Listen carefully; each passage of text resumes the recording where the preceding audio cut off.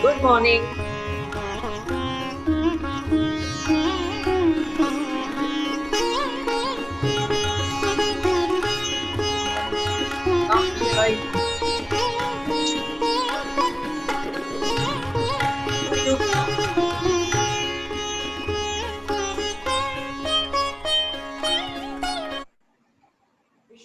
Isha, Isha, Nobel, please unmute Mariman.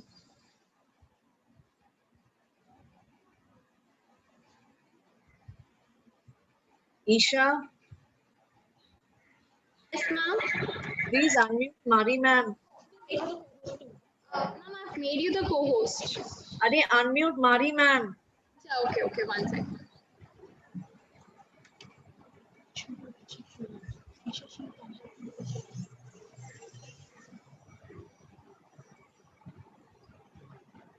Yes, ma'am. No, she's still not. Ma'am, I made her the co-host, so you can. She can. Mari, you're muted. Okay, yeah, I got it, Sharmila. Got it. Good morning. Good morning. Good morning. Thank you, yeah. Yeah. So all set.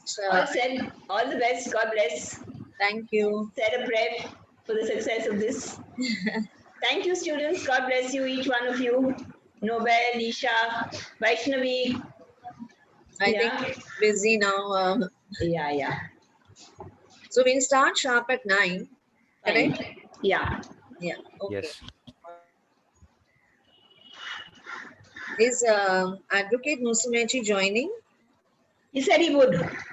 Okay. So should we wait for him? No, I think we'll start.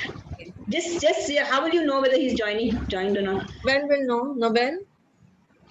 Somebody keep an eye on that. Yes, ma'am. Yeah, just see if Advocate Musumechi joins. Yeah, ma'am. Yeah. I'll be back in a minute. Yeah.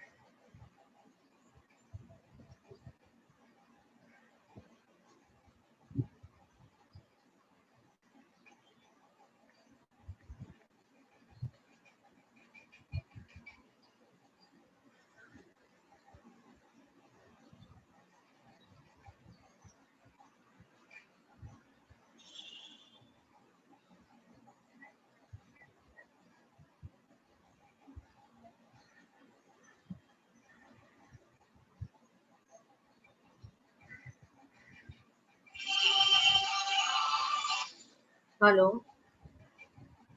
Yeah, to wish him all the best. Yeah. Hello, all the best, Satharva. I'll see you directly on screen.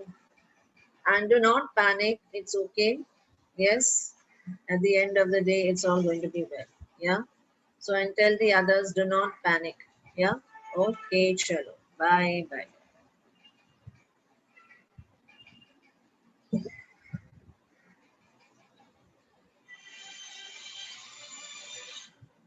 Hi, Shamin. Good morning. Yeah, you can't see anything, meaning? No, no, I'll tell them. No, I don't know you are here. Ma'am, please unmute yourself. No, no, no, they have to unmute you. They are muted me also. I'll just tell them. I'll just tell them. Yeah, yeah, yeah. Okay, okay. Yeah, yeah, yeah. Okay.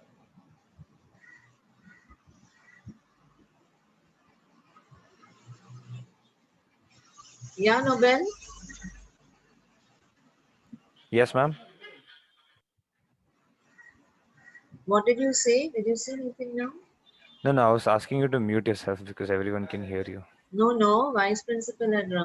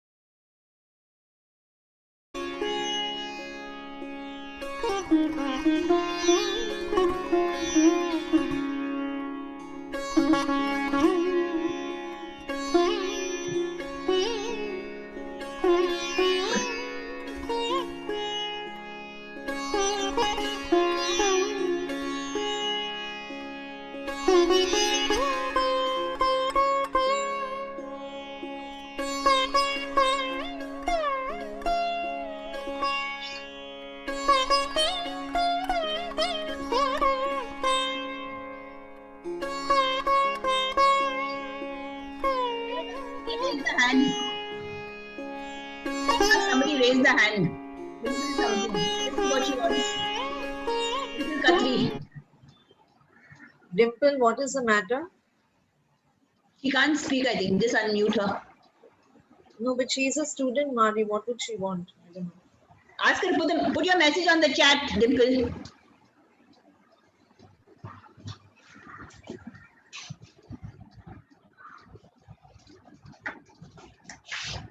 Dimple, put it in the chat box.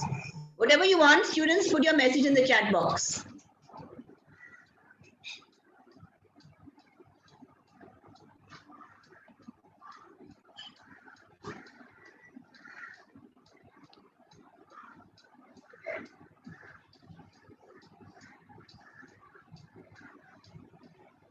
Okay, no, she doesn't want anything.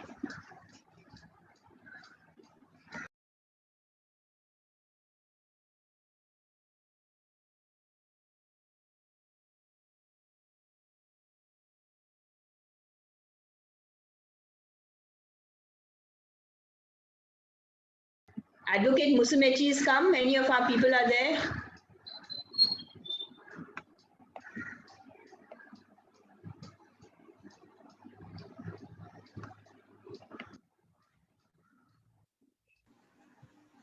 Isha, just see she's unable to hear anything.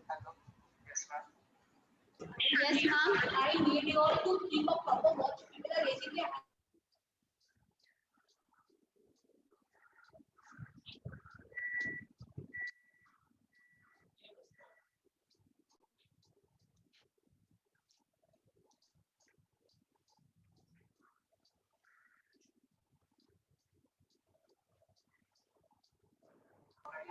Good. Yeah. Good morning, Atharva. Good morning, ma'am. How are you? Fine, all the best. Thank you very much, ma'am. Thank you very much. Means a lot to me.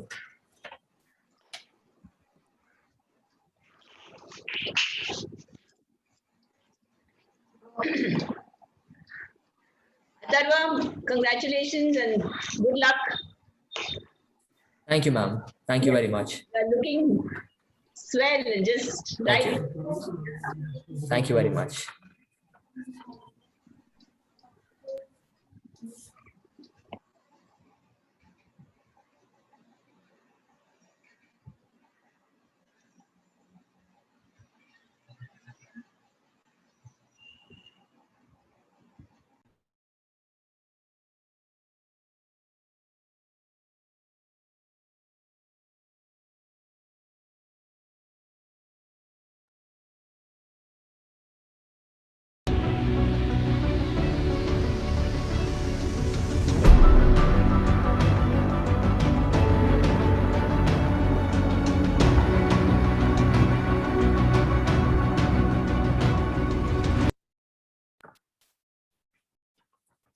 Chaotic, surreal, and relentless are just a few words one may use to describe the past year.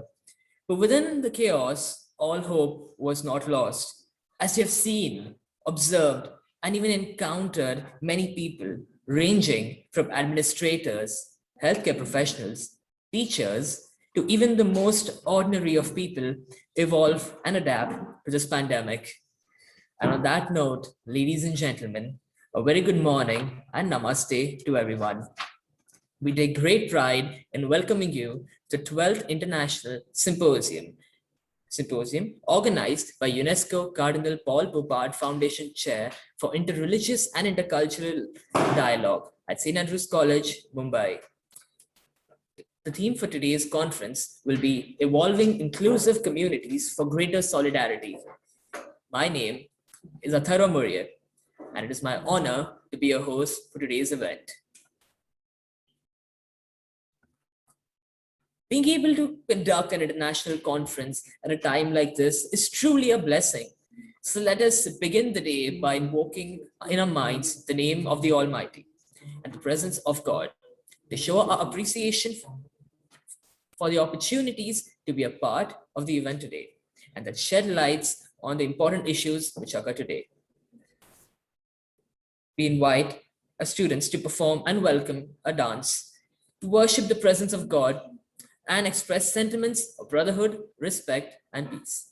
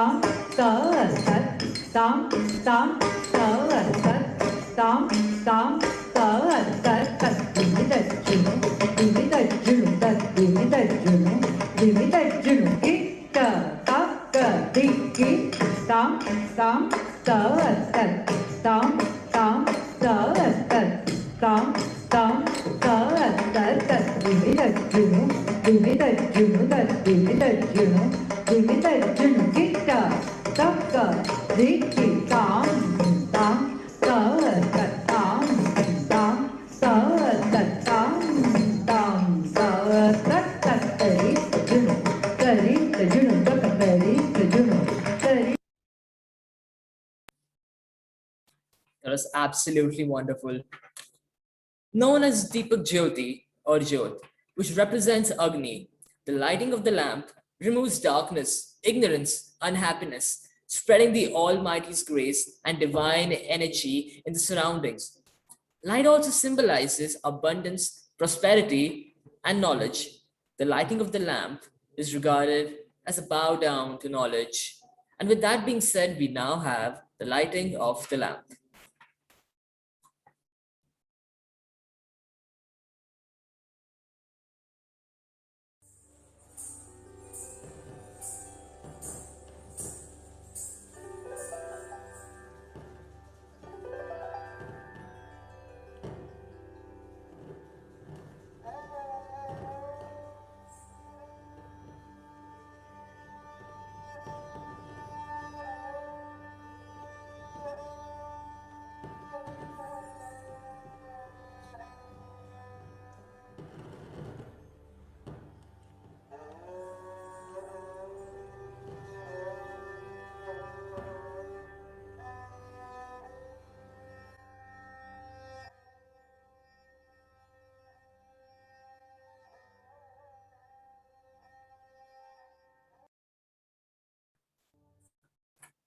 And now we move on to the introduction of the executive committee.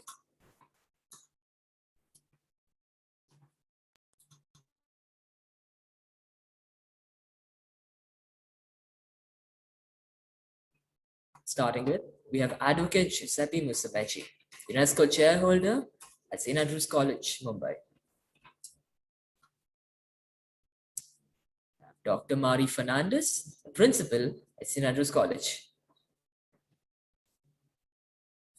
Father Magi Muzello, rector at St. Andrews College.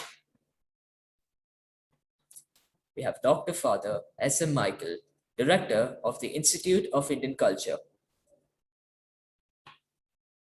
We have Dr. Sister Teresa Joseph, Salesian Sisters of Don Bosco Intercultural and Religious Dialogue, PhD in Interreligious Studies.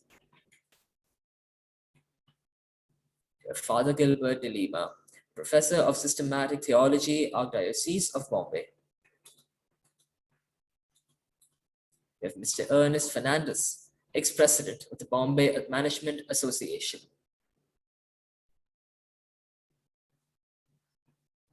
We have Professor Sharmila Dhote, coordinator, associate professor, Department of Psychology at St. Andrews College.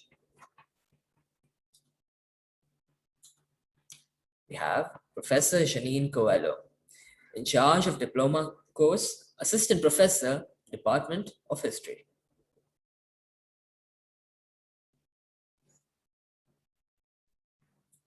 And we have Professor Savina Shenoy, member coordinator of MCOM.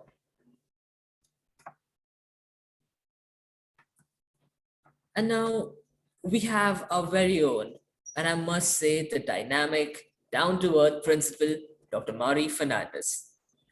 Among several accomplishments, she has received the International Visitors Leadership Award by the US State Department to visit colleges and universities across the US in February 2010. And she also published her own book, a dissertation, Animal Fable in Modern Literature, in 1995. I now call upon Mari ma'am to address the welcome note.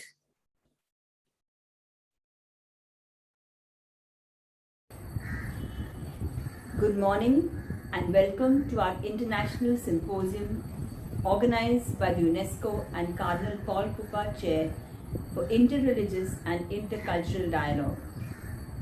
This is our 12th conference, and the theme this year is Evolving Inclusive Communities for Greater Solidarity. At St. Andrew's College, it has been our endeavor to sensitize our students to the needs of the poor, the disadvantaged, and the lost. For we truly believe, in the words of our Lord, Matthew chapter 25, verse 40, inasmuch as you do it to one of the least of these, my brethren, you did it to me. Saint Mother Teresa, who laid the foundation stone of our college, emphasized, never be so busy as not to think of others. This symposium underscores this commitment as we inculcate in our students the emotional and spiritual quotient while preparing them to take on responsibilities and challenges in the global world. We are honored to have with us as our chief guest His Eminence Cardinal Oswald Gracious. He is not only the patron of our college, but also serves the need of the Universal Church. Our Holy Father, Pope Francis, handpicked him to be on the Council of Cardinals to advise him for the reform of the Roman Curia. We appreciate the sincere efforts of our UNESCO chairholder, Advocate Musimechi, for connecting us to intellectuals in other continents and getting us speakers from the Republic of Congo, Rio, France, and Moscow to make our symposium particularly unique and wonderful. We are grateful to our management, Father Clarence Fonseca, our Managing Trustee, Father Mejai Muzello, our Rector, for their encouragement and support. A special thanks to our core committee members, Dr. Father Gilbert de Lima, Dr. Father S.M. Michael, Dr. Sister Teresa Joseph, Mr. Ernest Fernandez, Professor Sharmila Dote, Professor Janine Coelho, Professor Sabina Shinoy, and our very dedicated band of students, Nobel Fernando, Vaishnavi, Craig, among others, for their valuable insights, suggestions, and patience as we shaped and reshaped the content and chiseled and added to create the final document. A heartfelt welcome to our galaxy of speakers for today. Prominent among our speakers is Minister Maitri Vivine Mumba from the Republic of Congo, Dr. Oliver, Secretary, Water Academy in Paris, Professor Salvador and Gonçalves from the University of Rio, Dr. Galina Fomina, Director of RAMIPA, International Center for Financial Diplomacy, Moscow. Our outstanding speakers from India includes Mr. Anil Patil, Chairman, Maharashtra Vikas Kendra Pune, Dr. Rajesh Tandon, Founder President of PRIA, Participated Research in Asia, Dr. Rosemary D'Souza, Professor in charge of the Medical Health Care Unit, Nair Hospital. Our other speakers include Dr. Father Gilbert de Lima, Dr. Father S.M. Michael, Dr. Kamala Ganesh, Ms. Radhika Miskita, Banta Prashil Gautam, and Professor Ajit Shashadri. Interspersed with these wonderful reflections, we have our students who will entertain you with song and dance. Do sit back and enjoy the symposium.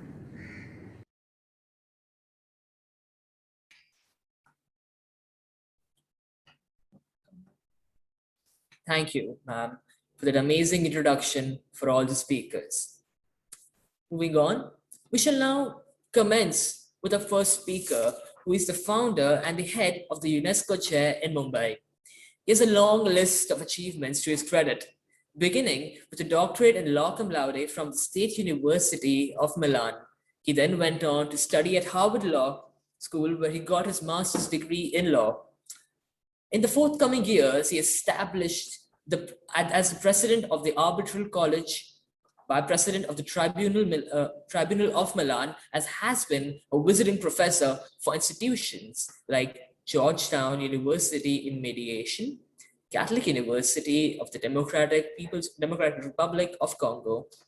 Is collaborated and continues to collaborate on water issues with the Catholic University of Rio de Janeiro. Moreover, he is officially represented with the Paris Water Academy and is also the founder of the mediation recognized by the government of the Democratic Republic of Congo.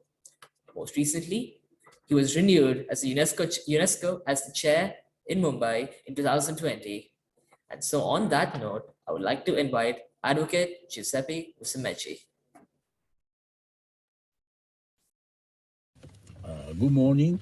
I am very happy to be among all of you today for our symposium. I want to thank all the speakers who have accepted to share with us our endeavor.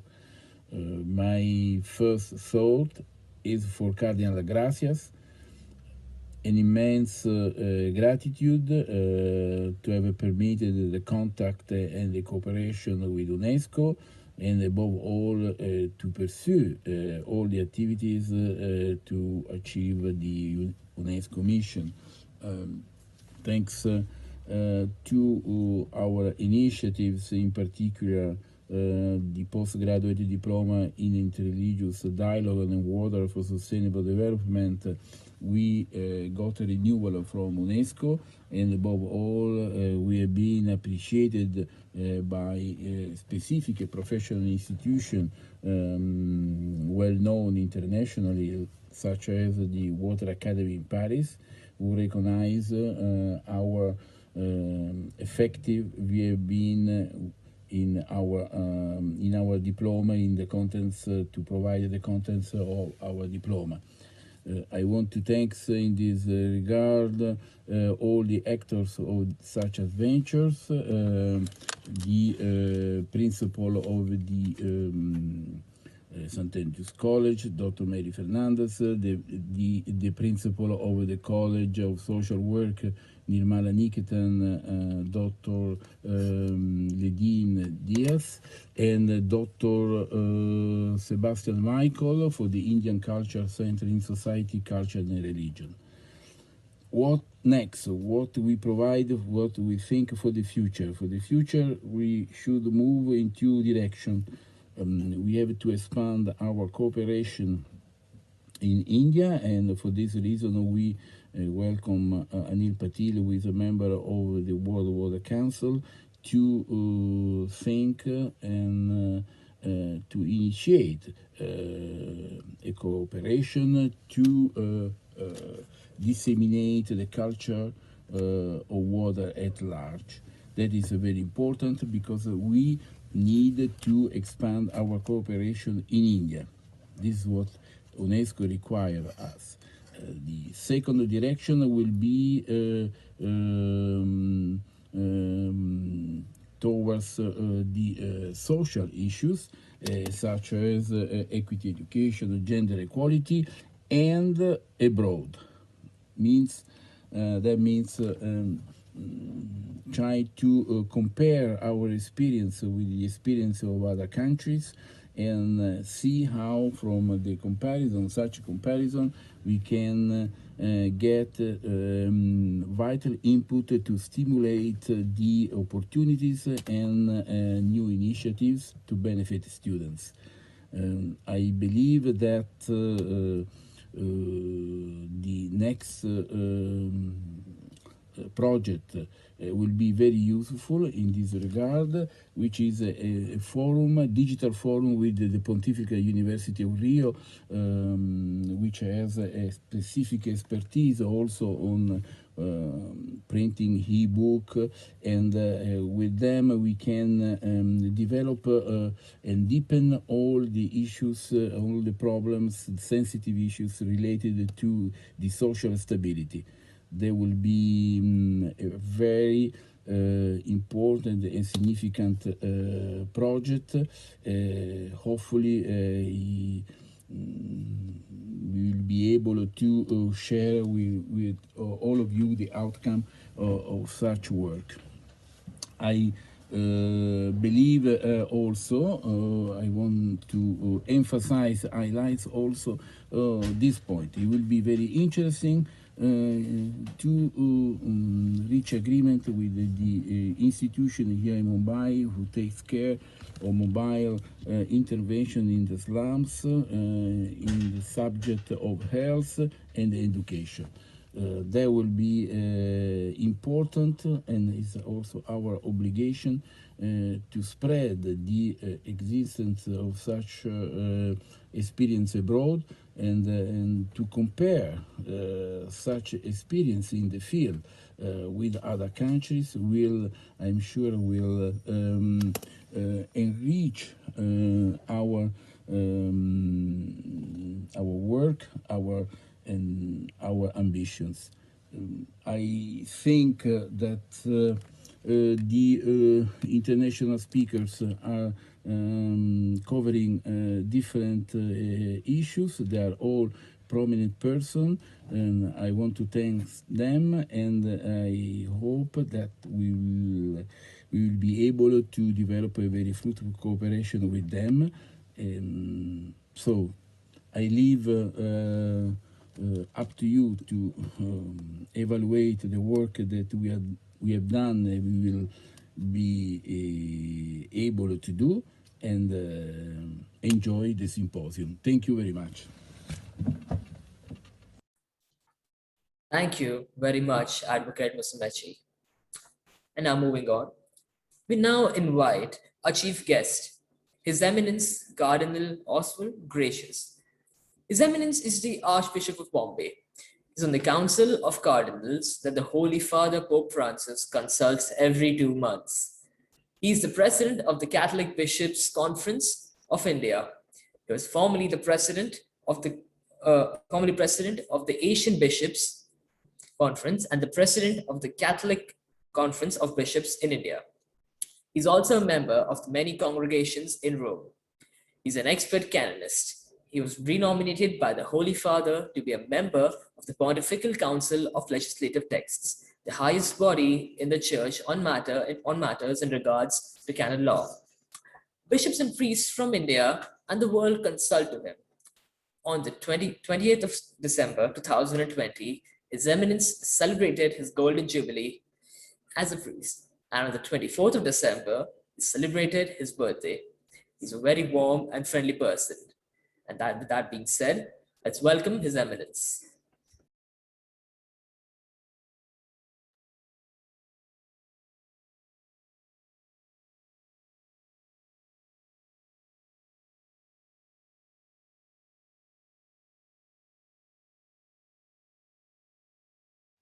Thank you very much for inviting me. Thank you, Dr. Mari, for inviting me to this symposium on evolving inclusive communities for greater solidarity.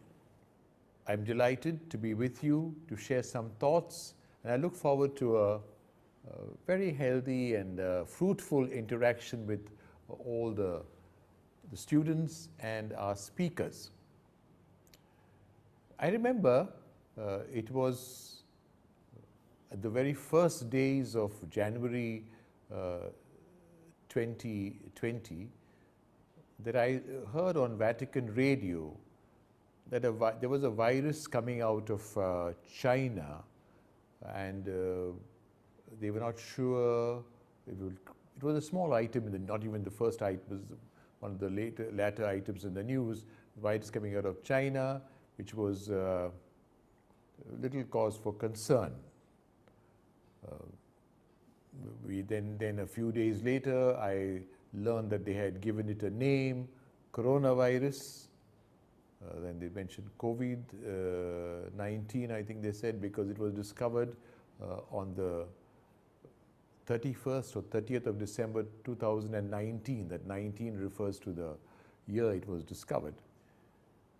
I went to Rome, and then when I went to Rome, at the airport, they checked our temperature because of the coronavirus. But I thought that's something small. It happens every now and then. I've had this experience at the airport sometimes. Came back, and then a couple of weeks later, Prime Minister Modi came on television to alert us to the danger. And I think he had a one-day trial run of a lockdown. And the next time when we heard him on national TV was he announced the whole lockdown, and that the country was really having many cases. There was a problem. I myself went on national TV the next day asking our people to cooperate with the government, that this was a matter of concern. and it could harm us, but we've got to be cooperate. And I thought at that time that this would be a question of a couple of weeks, 10 days, 30 days at the maximum to come back to normal. But we know what happened. That till today we are in the pangs of this big problem. It became a pandemic worldwide, one country after another, so many deaths. There are almost 2.5 million deaths. So that's, you can imagine, 2.5 million deaths till today, which is really, can't believe that this has affected so many people. It's a crisis certainly, a crisis in different ways. It's affected every aspect of our lives. Economic, the whole economy of all countries have been shattered. It's been a crisis for relationships. I mean, people have been locked down in a small place here. There's been lots of domestic violence in some places, but also relationships are affected because you can't meet your friends. It's been traumatic. I know many people who have gone through depression because of this. It's a social crisis, economic crisis, psychological crisis, emotional crisis, really. Pope Francis said that out of a crisis, one never comes out the same. You come out better or you come out worse. You cannot come the same. I think I'm proud. I'm a Mumbaikar, and I feel Mumbai in particular is a very resilient city. I've seen it go through much more than its share of terrorist attacks, natural disasters, problems, but it's always come out on top. Mumbaikar is a resilient person, and we cannot be cowed down. I remember after the bomb blasts, when Sharad Pawar came back as chief minister, sent back, and the first thing he asked is that the BST buses should begin plying, even if they were empty, to increase our confidence, and soon everything was normal once again. We are in a crisis, and my friends, it's not all negative. There have been tremendous negative things. So many people have died, people have lost their jobs, people are insecure, education is affected, etc. But there have been some also plus points. And one big plus point is that, in a way, we have been brought back to reality. We realize that man is not all powerful. I'm not saying this because I'm a priest, a bishop, but I think we realize the necessity for God, necessity for religion, necessity for ethics in everything we do. We can't really go ahead with doing what we want. We realize that each of us needs another. Solidarity. We've got to have an inclusive mentality, inclusive attitude. We cannot succeed, we cannot survive without the other. We are one family, and in the family, everybody must put his or her best to be able to get the family ahead. We need this awareness, we need this consciousness, we need this conviction, and we need also to act accordingly.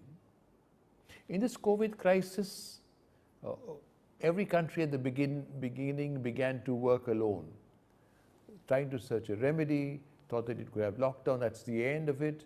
Then different countries began working on vaccines, on medicines, and researchers were working individually, but gradually we realized the necessity for speed and therefore the necessity for us to collaborate. I was thinking in our own country here, we need everybody. We need the research scientists who are doing research for this COVID, research for finding a vaccine. and to develop the vaccine, to produce the vaccine. We need medical doctors to be able to administer this medicine, who understand it. They've got to work together in tandem with the research scientists. We need strategists, the IAS officers, the government officials who will strategize how this has got to be done and administered and where, the whole system. We need the police to enforce law and order. We need the communications people to be able to communicate to the common man so that there's no alarm, to give them the correct information, to make sure there's no fake news and false news going around, rumors being spread. Everybody's got to work together if we've got to come out. There is necessity of solidarity. Solidarity at the local level, at the international level also. No one country can solve this problem alone. You need everybody else. America is a very powerful country. Probably it was a sort of the superpower, the one superpower of the world. To realize America cannot do everything by itself. It needs other countries. Europe, it needs India, we need Australia, we need Africa. Everybody's got to pitch together. My dear students, my dear friends, we can't cut off the country and say we will take care of our own country only. If there are a few cases in one country, that will eventually come to your country. You've got to wipe it out from the whole world, the corona itself. That's why there's necessity of solidarity in everything. It is no more can we speak of us being alone. That's why recently I was very happy that UAE sent vaccines to, I think, Palestine. I'm very proud that India has sent vaccines to Bhutan, Maldives, several countries, that Saudi Arabia, which needed it. I'm very proud that our Indian government was generous and understood the need that you've got to, you're helping is a great act of charity, but understand also you're taking care of yourself. As long as the virus is somewhere else, it always could come and affect you also. We've got to have the spirit of solidarity. We cannot be any more exclusive, saying you are not part of my family, you are not. Everybody is dependent on one another. The richest country can be destroyed by the poorest country if the poorest country still has this virus. That's a realization that has dawned on all of us. The necessity of inclusiveness, of solidarity. I spoke of this in the health situation, but I think this is across the board. The economy. We've seen the turn down of the economy in 2008, and then now again after the pandemic we've had a problem with the economy. No longer I think we can have this situation where we have a profit alone mentality, profit above all mentality, no concern about the other, I'm concerned about myself, individualism. This is no longer possible, because the moment there is some poverty somewhere, today I might be rich, that poverty will gradually creep in and affect other countries also. We need solidarity in the economy. For a country to survive, for a long term to sustain the richness, necessity of us to start sharing our goods. Solidarity is necessary also in the economy. It's a shame that some people have tried to benefit from this pandemic for economic purposes. It's a shame that some have tried to, I think, make money from the misery of the people because of the pandemic. But the realization will dawn on everybody, should dawn on everybody, that this is not sustainable.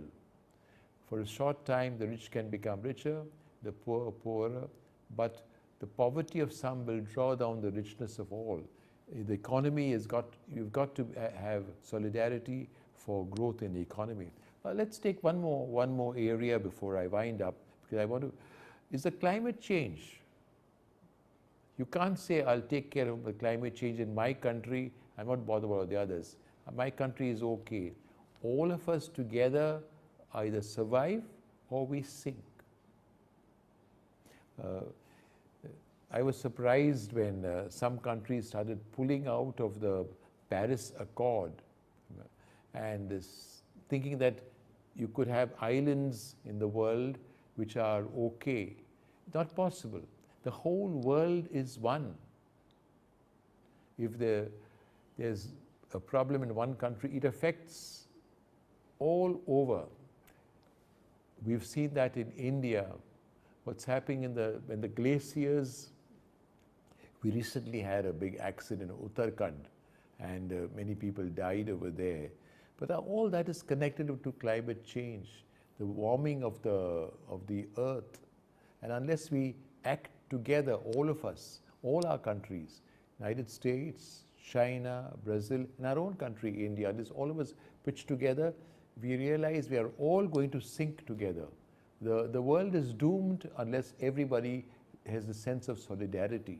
Solidarity is essential. Everybody is part of a family. I could go on and give many, many examples, but I know that many other speakers are going to come after me, and we'll probably deal with each of these topics individually and in greater detail. But I want to say how convinced I am, and I want to share this conviction with you, that we cannot anymore. This pandemic has brought this home to us very, very clearly. We cannot anymore think that we can succeed alone. We have got to be one family. We've got to share our resources. We've got to share our ideas. We've got to work together for the betterment of everybody. We've got to work for an inclusive society. Unless we do that, in the long run, everybody will be pulled down by those who are below us.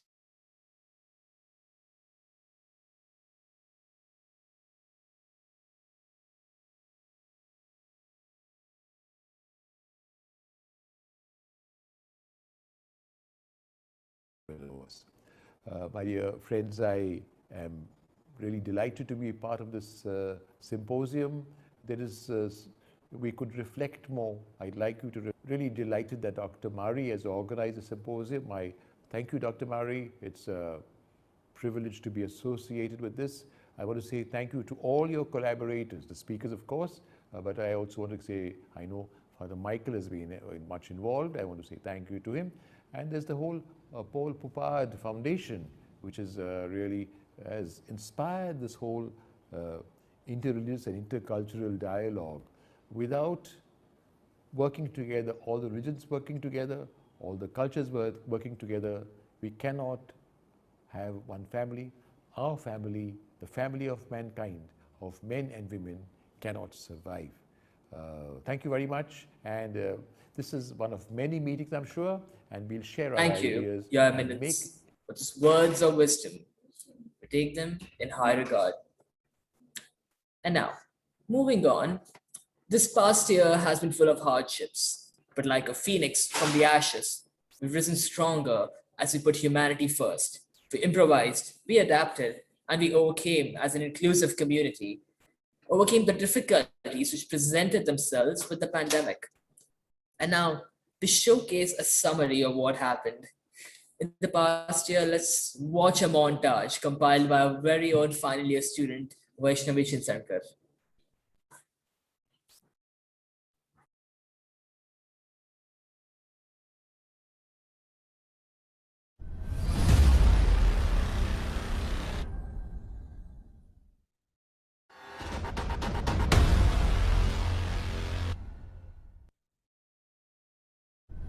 Top focus story on the broadcast. The Maharashtra government has imposed curfew across the state. Those who violate rules can now be forcibly remanded. They could be sent to a quarantine home. This situation is very good. India is being locked down to prevent the spread of this very dangerous coronavirus. Total lockdown in 14 states. Partial lockdown in 11 more states.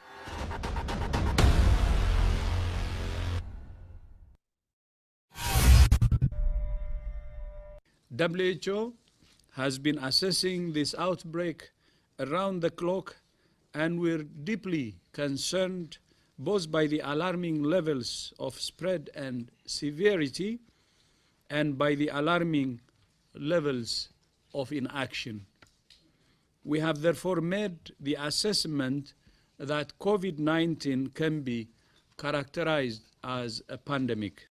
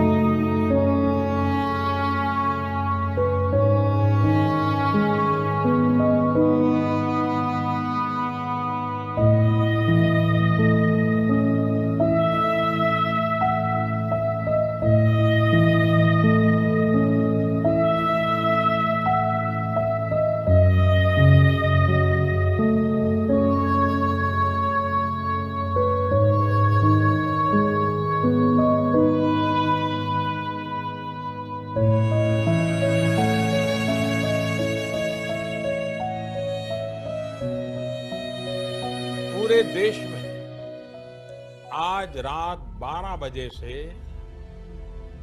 संपूर्ण देश में संपूर्ण lockdown होने जा रहा है।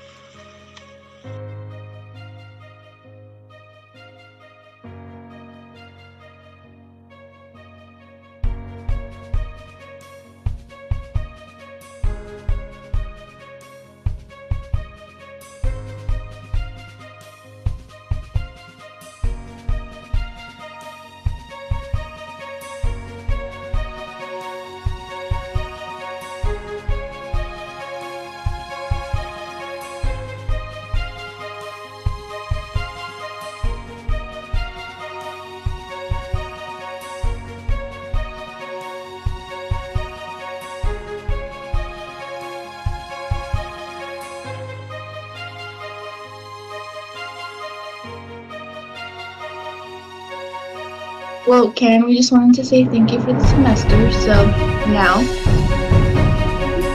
thank you very much.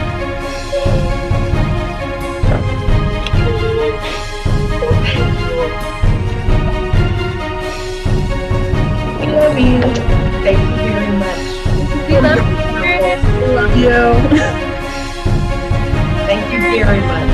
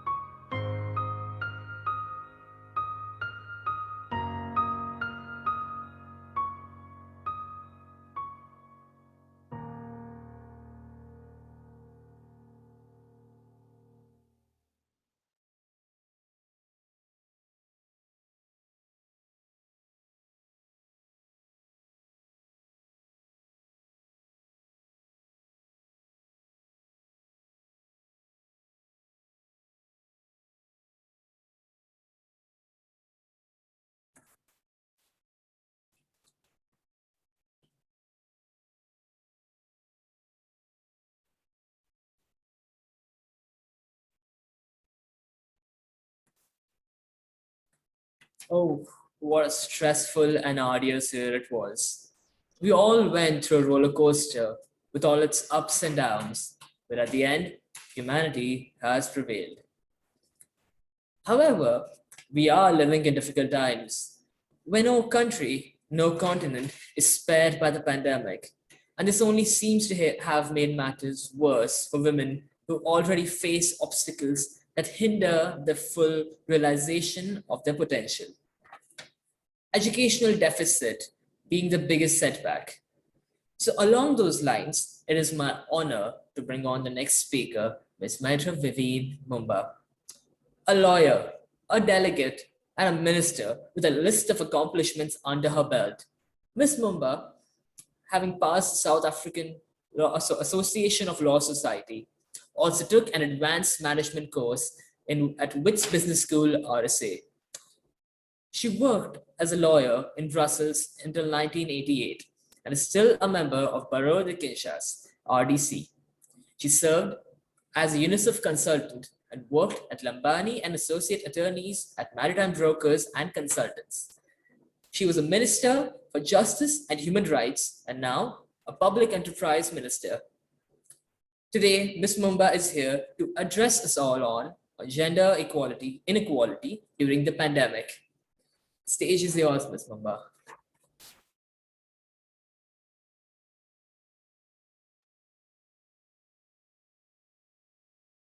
Son Éminence, Mesdames et Messieurs, bonjour.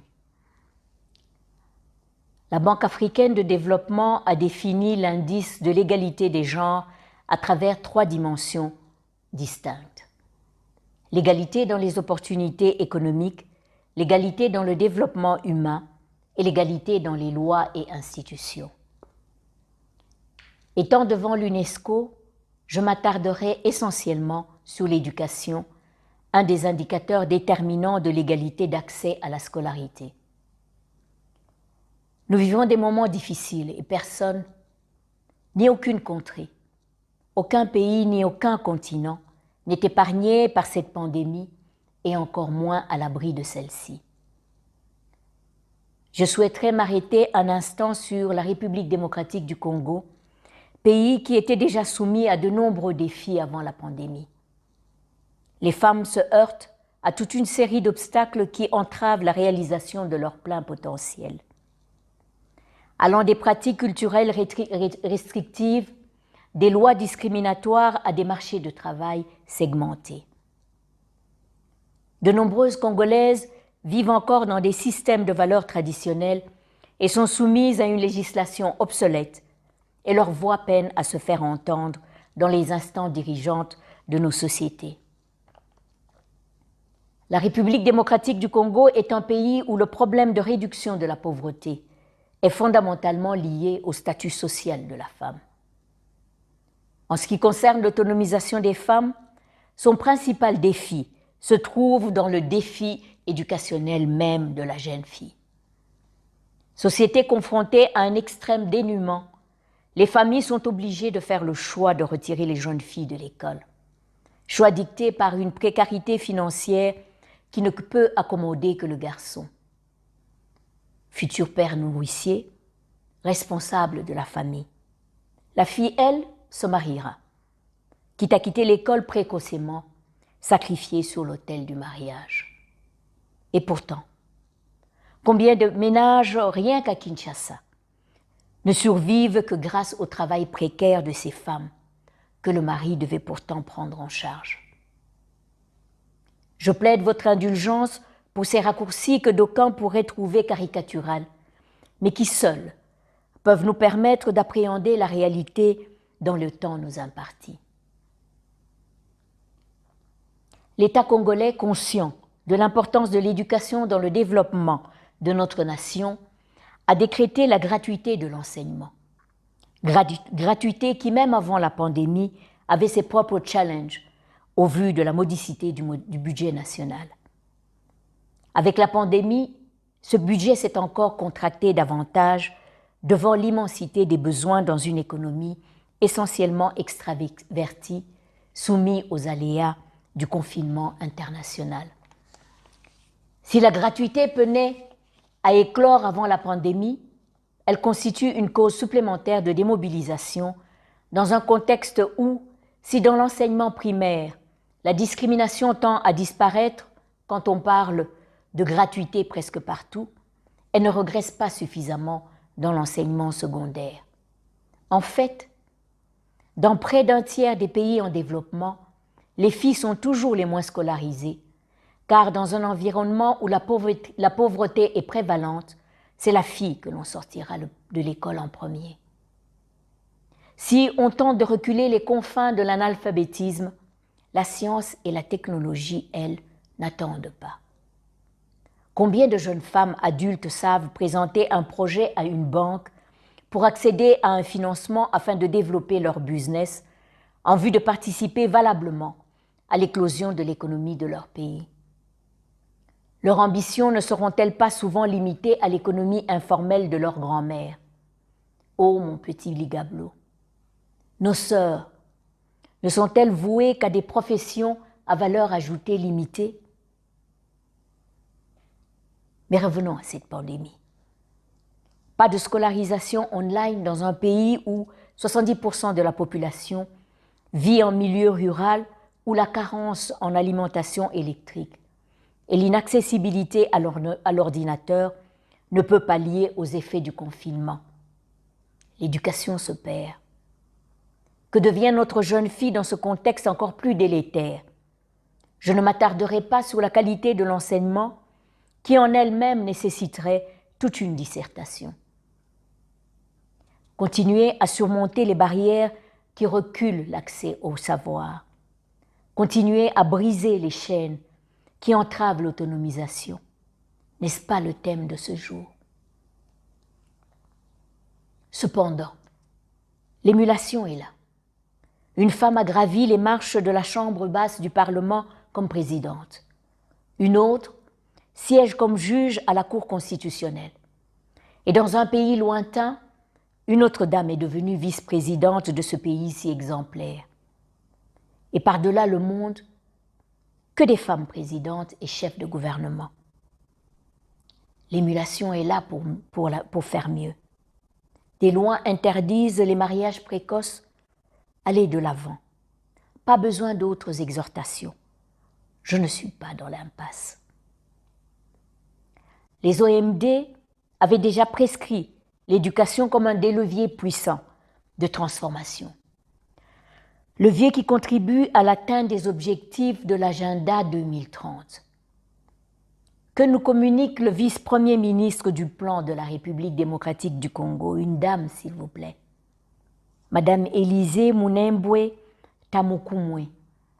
Je prends la liberté de citer ses propos de manière sélective.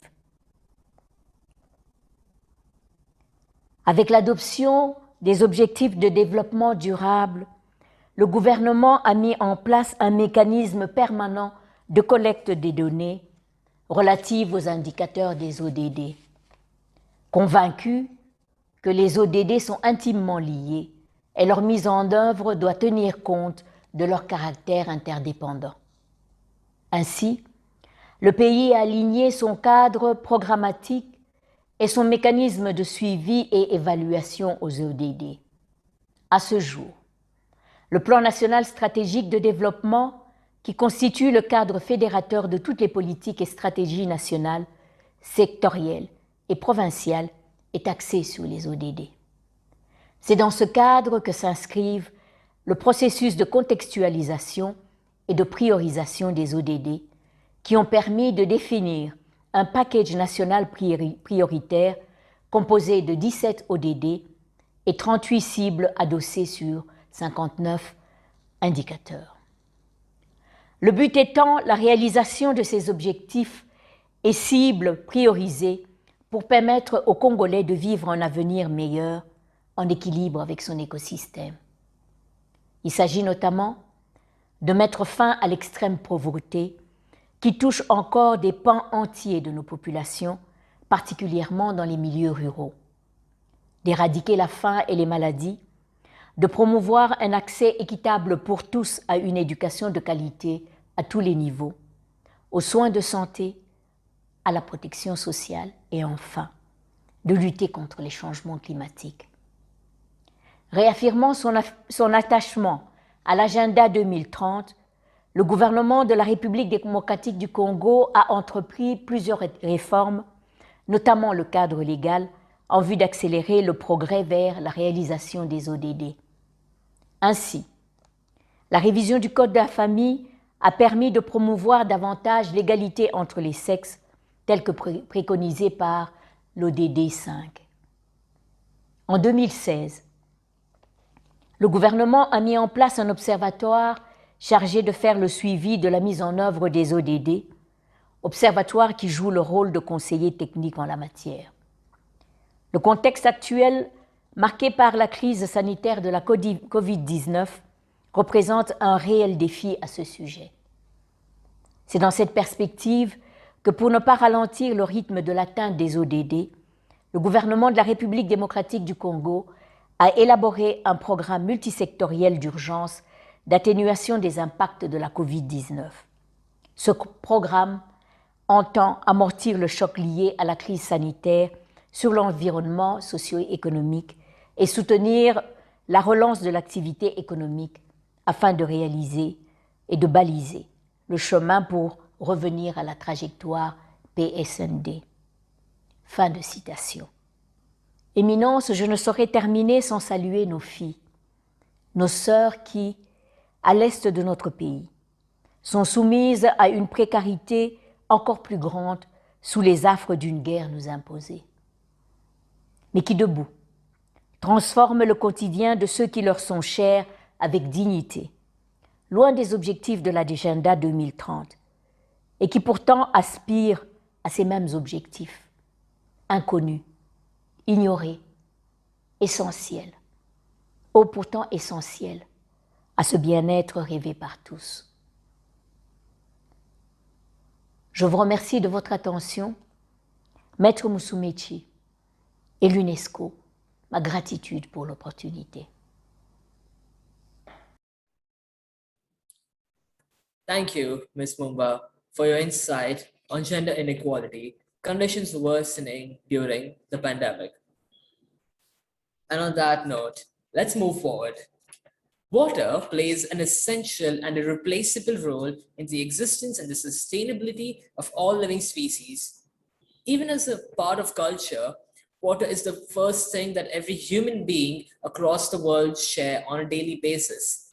Yet, hundreds of millions of people in this world do not have supply to this basic necessity and this basic resource. So to bring light on this topic via these societies, I would like to introduce our next speaker, Dr. Jean-Louis Oliver, the Secretary General of the Water Academy, member of the French Academy of Overseas Sciences. Dr. Oliver has provided us with his words, which shall be narrated by our very own student, Yash Kate.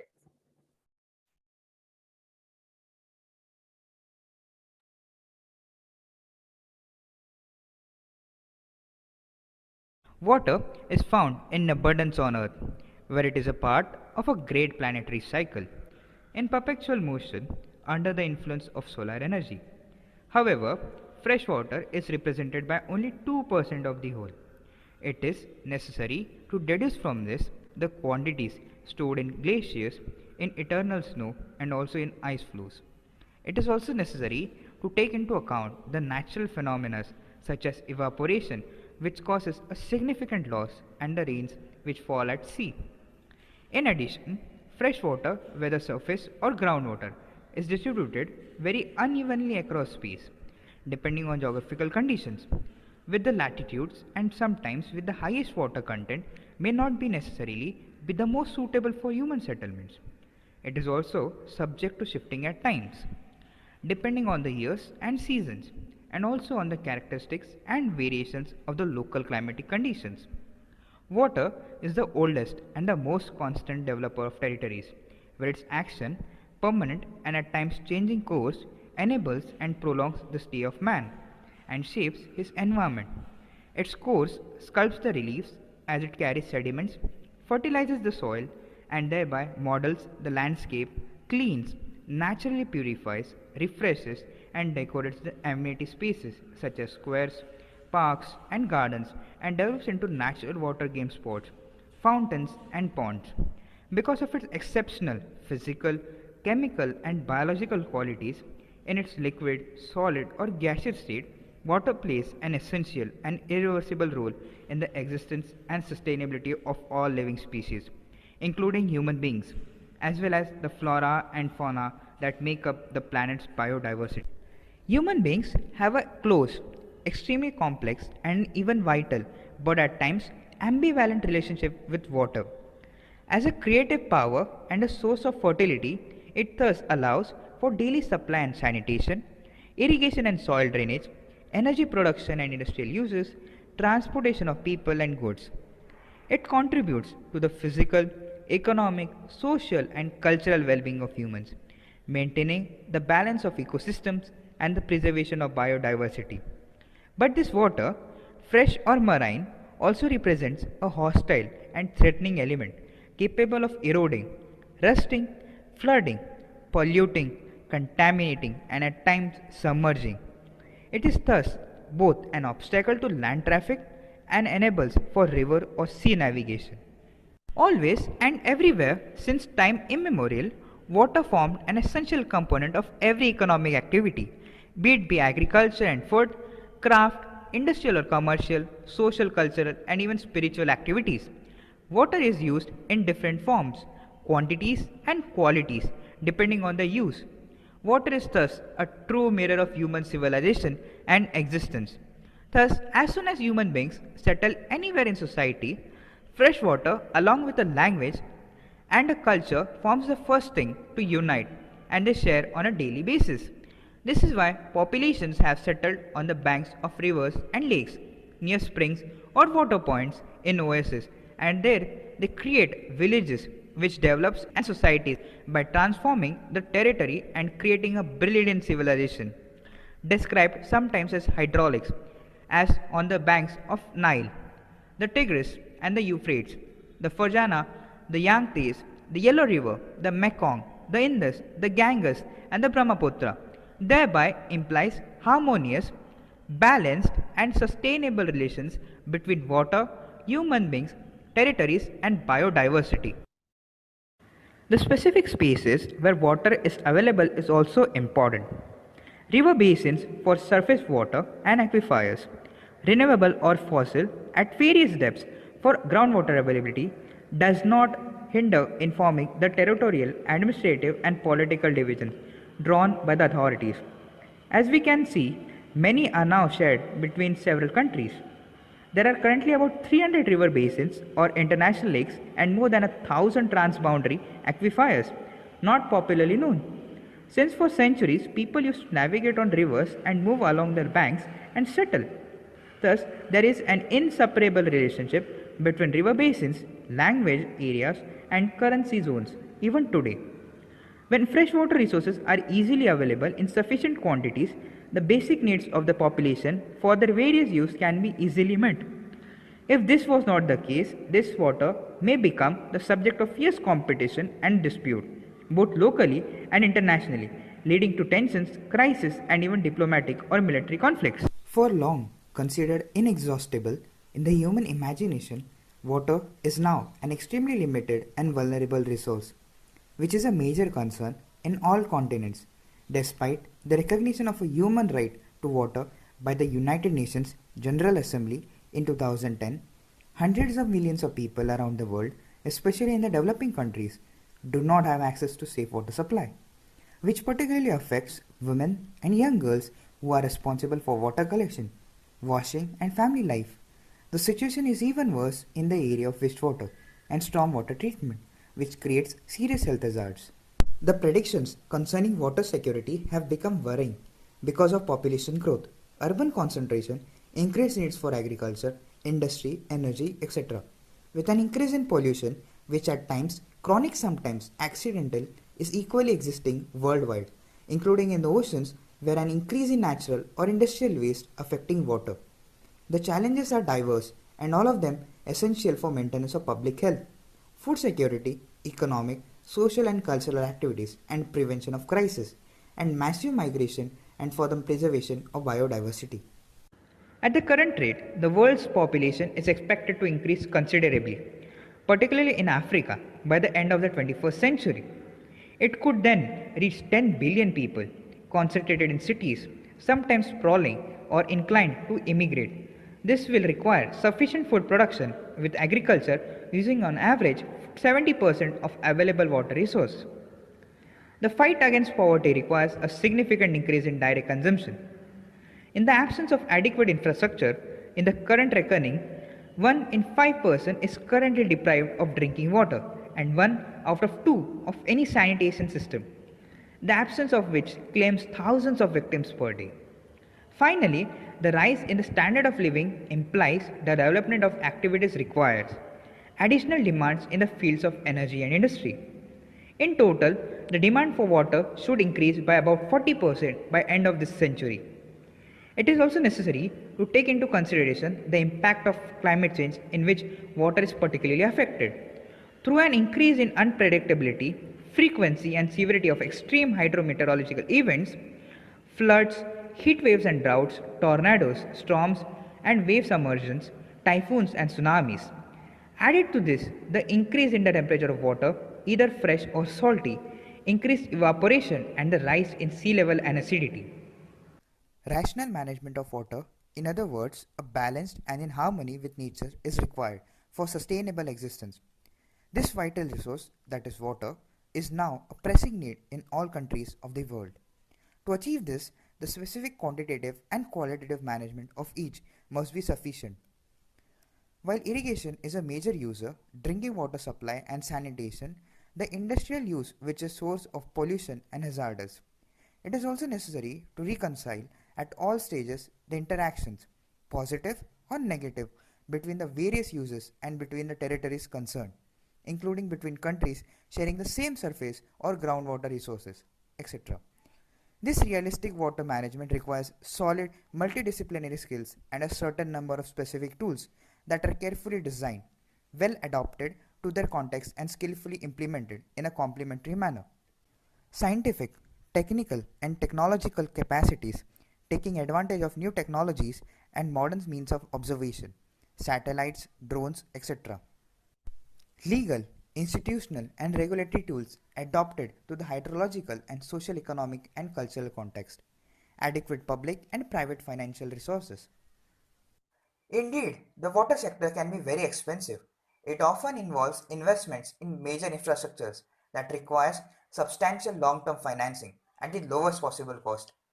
In addition to the cost of building and renewing facilities, there are the costs of operating, maintaining and servicing the installations, as well as external costs that make it possible to pay, at least in part, for the impact of water use on the resource. Water pricing and tariffs are always and everywhere an extremely sensitive issue for public authorities, who must seek both an economic balance and social solidarity, taking into account the needs of people in difficult or precarious situations. The priority must be to provide the population with water for daily sanitary and domestic needs, especially in developing countries, including for the least fortunate. Public institutions, including donors, professionals in public or private sectors, and associations, especially women, all have an important role to play in this area.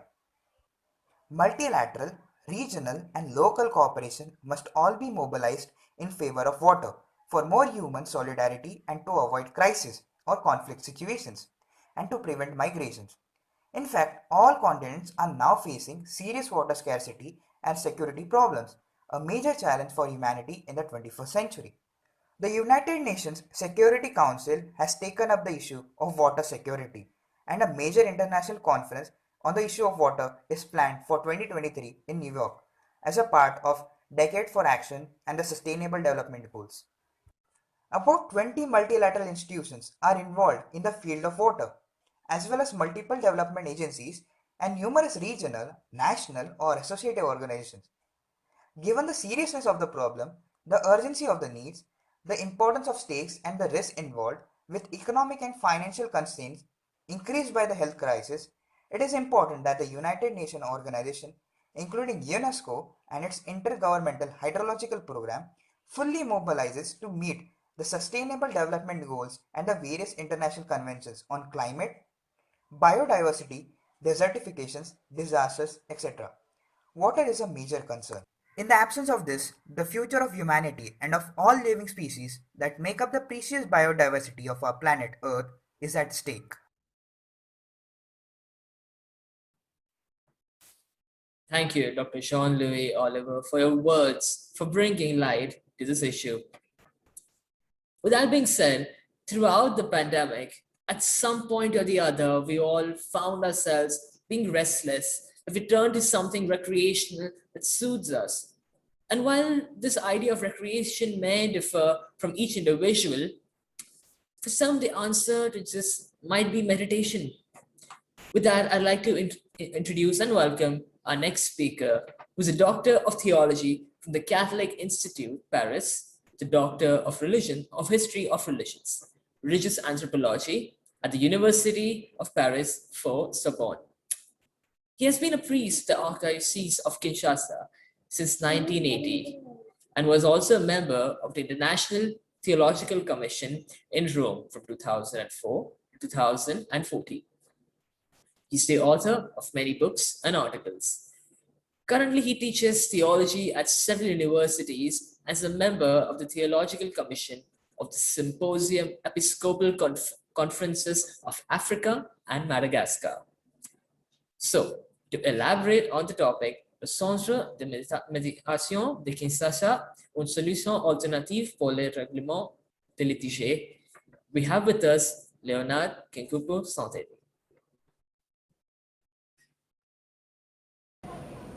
Présentation du Centre de médiation de Kinshasa par le professeur Léonard Santédi, recteur de l'Université catholique du Congo et membre du conseil d'administration du Centre de médiation de Kinshasa.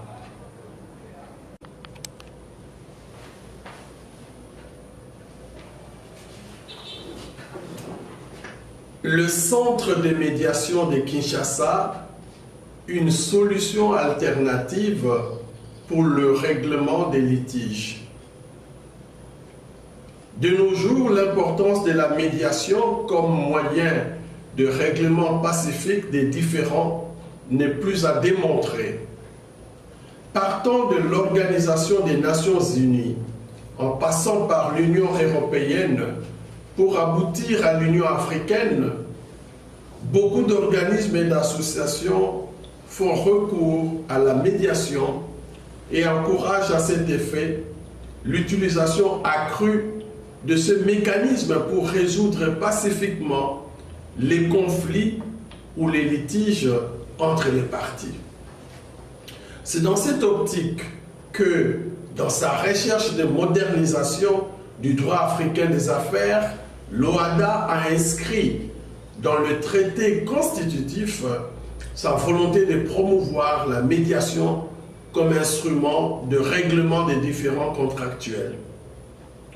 Et c'est dans cette perspective que l'Université catholique du Congo, en collaboration avec certains de ses partenaires, après avoir constaté les limites de la justice traditionnelle, ont créé un centre de médiation au sein de l'Université catholique du Congo, appelé Centre de médiation de Kinshasa, en sigle CEMEKIN. Le CEMEKIN a conclu des accords de partenariat avec le barreau de Kinshasa, et c'est là sa particularité, un centre de médiation qui fonctionne en partenariat avec le barreau de Kinshasa, Matete, le barreau de Kinshasa-Gombe. Nous savons que l'administration de la justice est capitale dans un état de droit. Et la situation de vie de nos compatriotes ne nous laisse pas indifférents. Il n'y a pas de doute que les procédures judiciaires formelles n'apportent pour l'instant pas la garantie que tous peuvent bénéficier d'une justice équitable, efficace et payable. Les mécanismes classiques de solution des litiges ne donnent pas toujours satisfaction ni en RDC, en République démocratique du Congo, ni d'ailleurs dans la plupart des pays du monde. Sans pour autant nier que la justice formelle a un rôle à jouer au sein de l'État, nous estimons que des modes alternatifs de solution des litiges, s'inspirant même des modes traditionnels africains surtout, avec la palabre africaine, des modes de conciliation et de médiation doivent être offerts. Le centre de médiation de Kinshasa vise à offrir des services à la population en matière civile et commerciale, en excluant toutefois les problèmes de droit familial purs pour lesquels les solutions informelles existent au sein de la population. L'idée est que dans les cas où la négociation entre parties n'aboutit pas, ces dernières puissent faire appel à un tiers neutre qui les aide à trouver une solution dans le respect de l'harmonie et du consensus.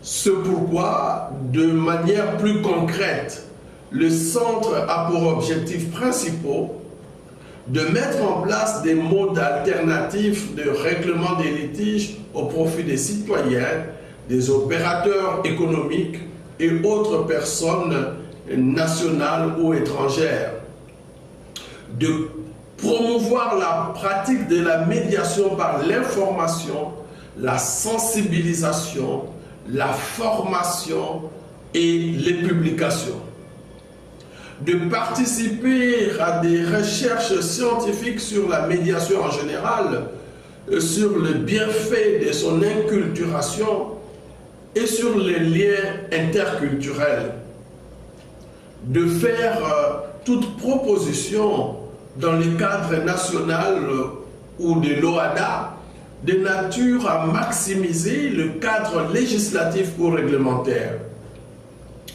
Si l'on a choisi de localiser ces centres au sein de l'université, c'est parce que l'on y voit un signal fort à la population quant à la moralisation des solutions des conflits.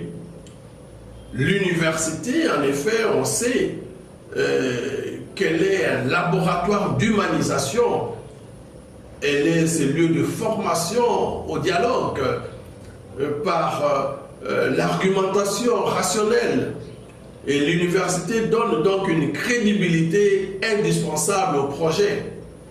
Par ailleurs, si l'université a recherché un partenariat avec le barreau, c'est pour que le projet soit techniquement crédible.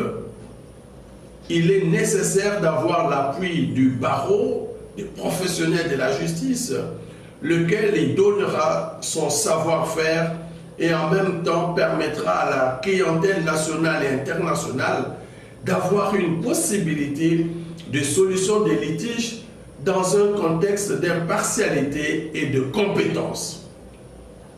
Enfin, l'idée de donner à l'UCC, l'Université catholique du Congo, un rôle crucial en cette matière rejoint aussi le but de l'Université catholique du Congo d'accorder une place de choix à la recherche sur la pensée et la réalité africaine.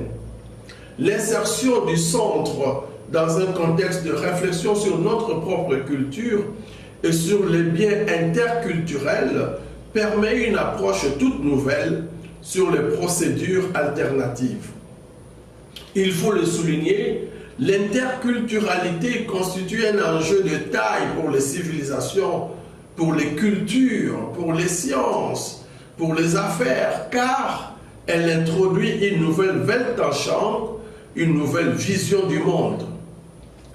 Le terme inter dans interculturalité, le terme inter, implique mutualité et réciprocité dans la relation à l'autre.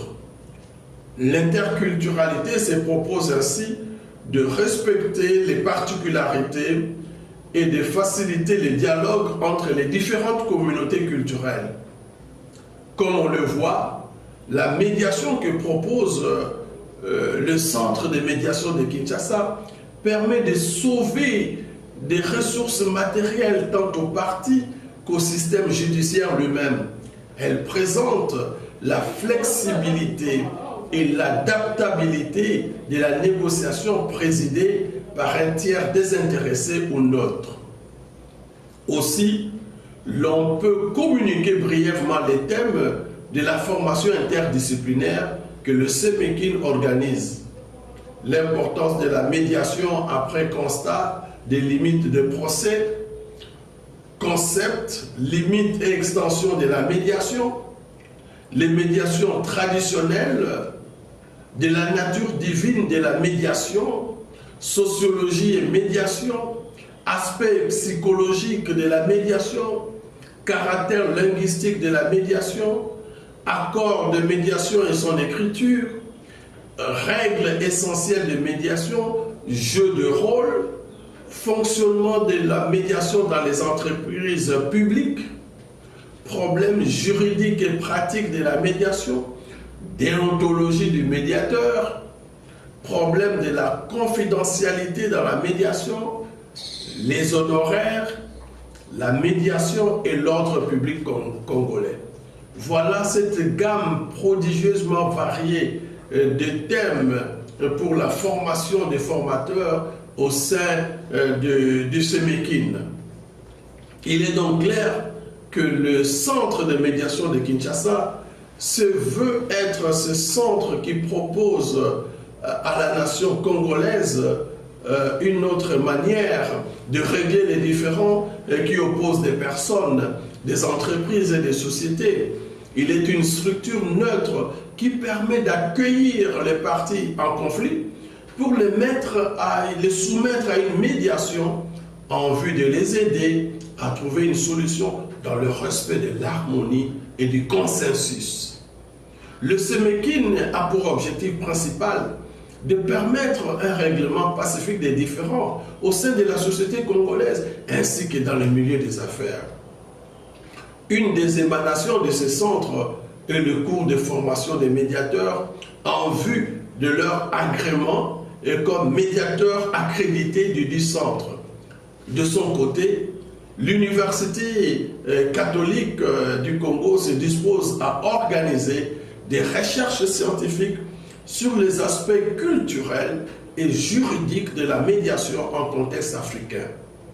Ces trois activités, médiation, cours de formation des médiateurs et recherche, pourront se révéler utiles l'une à l'autre, mais ne peuvent être confondues. L'originalité du centre de médiation de Kinshasa repose sur les aspects suivants.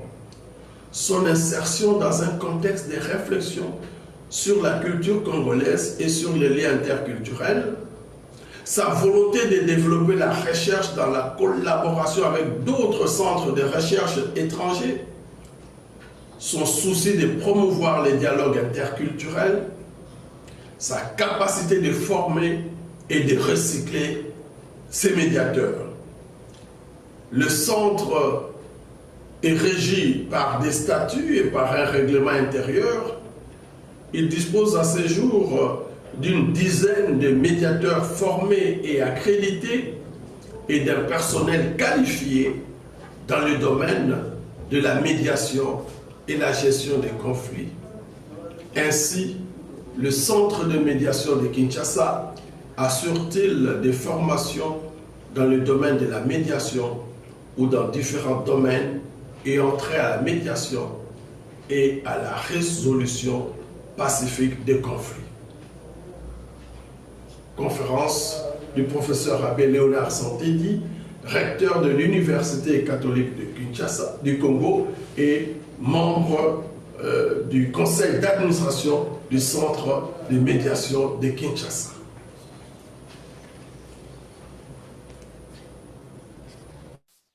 Thank you very much, Mr. Santedi, for shedding light upon the main objectives and the efforts of SEMEKIN, in addition to enabling peaceful measures for settling disputes. Moving on, all around the world, students right from kids attending play school to post-graduation, students have had to adapt to a new system of education online classes. We have excerpts from such students voicing their experiences as we try to understand the perspectives on online classes. So now let's take a look at it.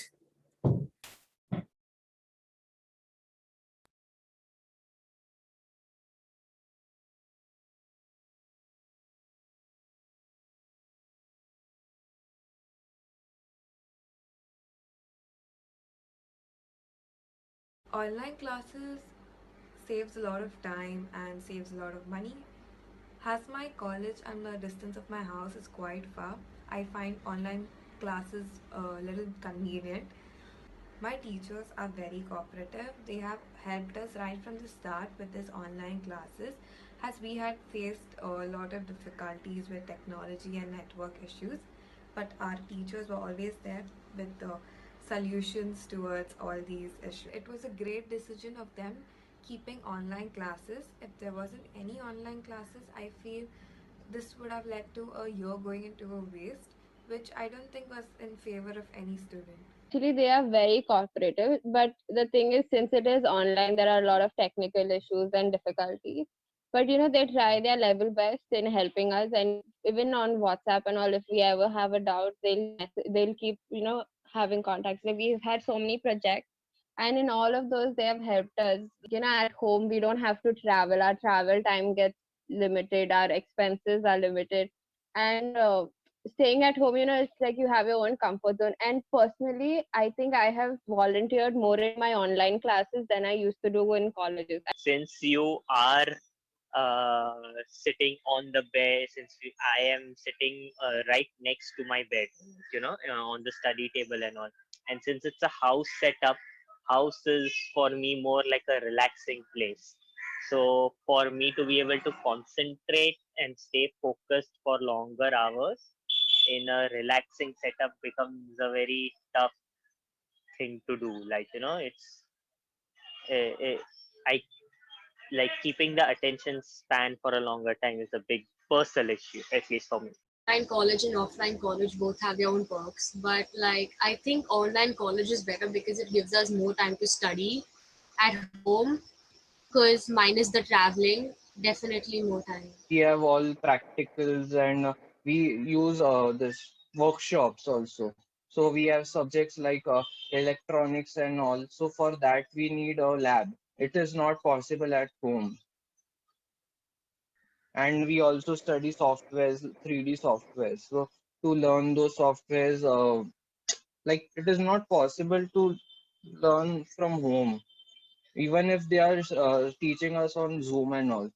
I spent 5 hours, and after that also I spent almost, I used to spend whole day on this laptop, because we had to make presentations and we had to work on softwares. That's why my screen time was more than 5 hours.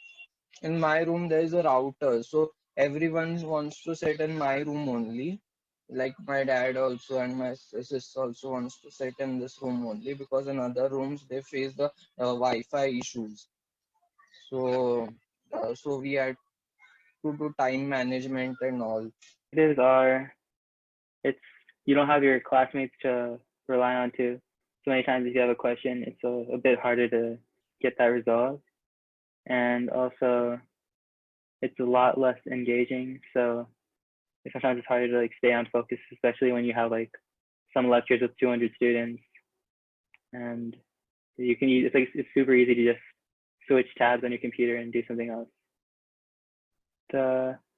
Many classes are asynchronous, so then it's not like a set schedule where you can just choose your own schedule and log in whenever. And also many of the assignments are all posted at once. So if you want, you can go ahead and complete assignments due way longer in the future. So that helps a lot and helps you create your own timeline.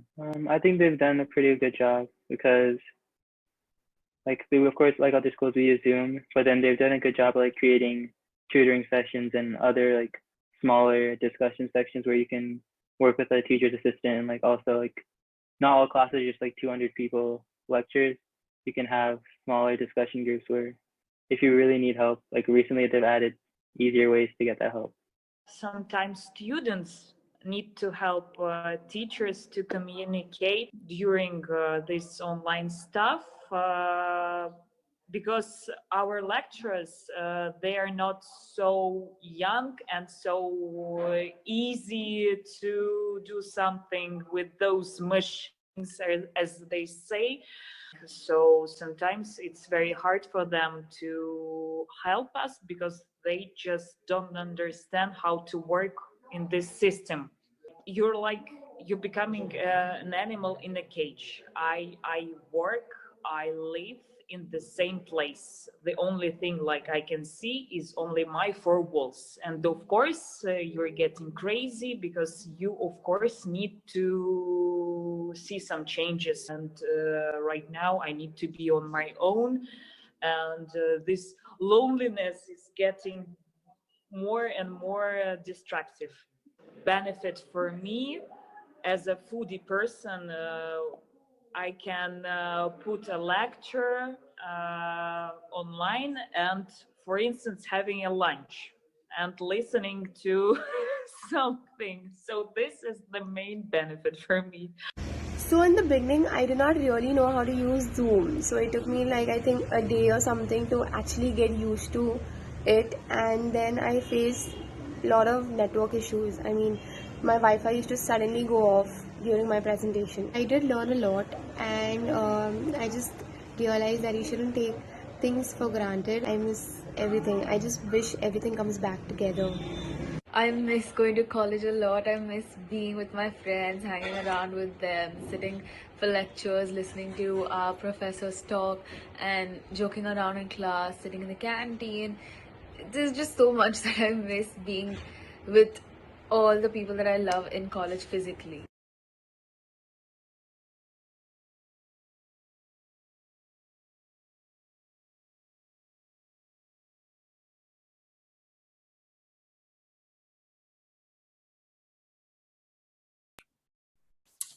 It's wonderful to see our students take the time and efforts to present the perspectives of students from different locations and their takes on online classes. On that note, we acknowledge and appreciate the efforts taken by the team. With that being said, during this pandemic, various individuals from different walks of life have been severely affected by it. One of the worst hit amongst them were the students especially from working class backgrounds, the ones with fewer opportunities to receive a better education, to receive a high education. Today, we have a speaker who will talk about social inequality prevalent amongst the minority groups in Brazil. The speaker will also highlight the apparent realities regarding the Brazilian education system, which caters to the upper class, but now is taking a progressive change towards providing easier access to higher education to students from disadvantaged social groups and backgrounds. And on that note, we have Professor Andrea Clapp Salvador to speak about the performance of free college entrance exam preparation courses in the in times of COVID-19.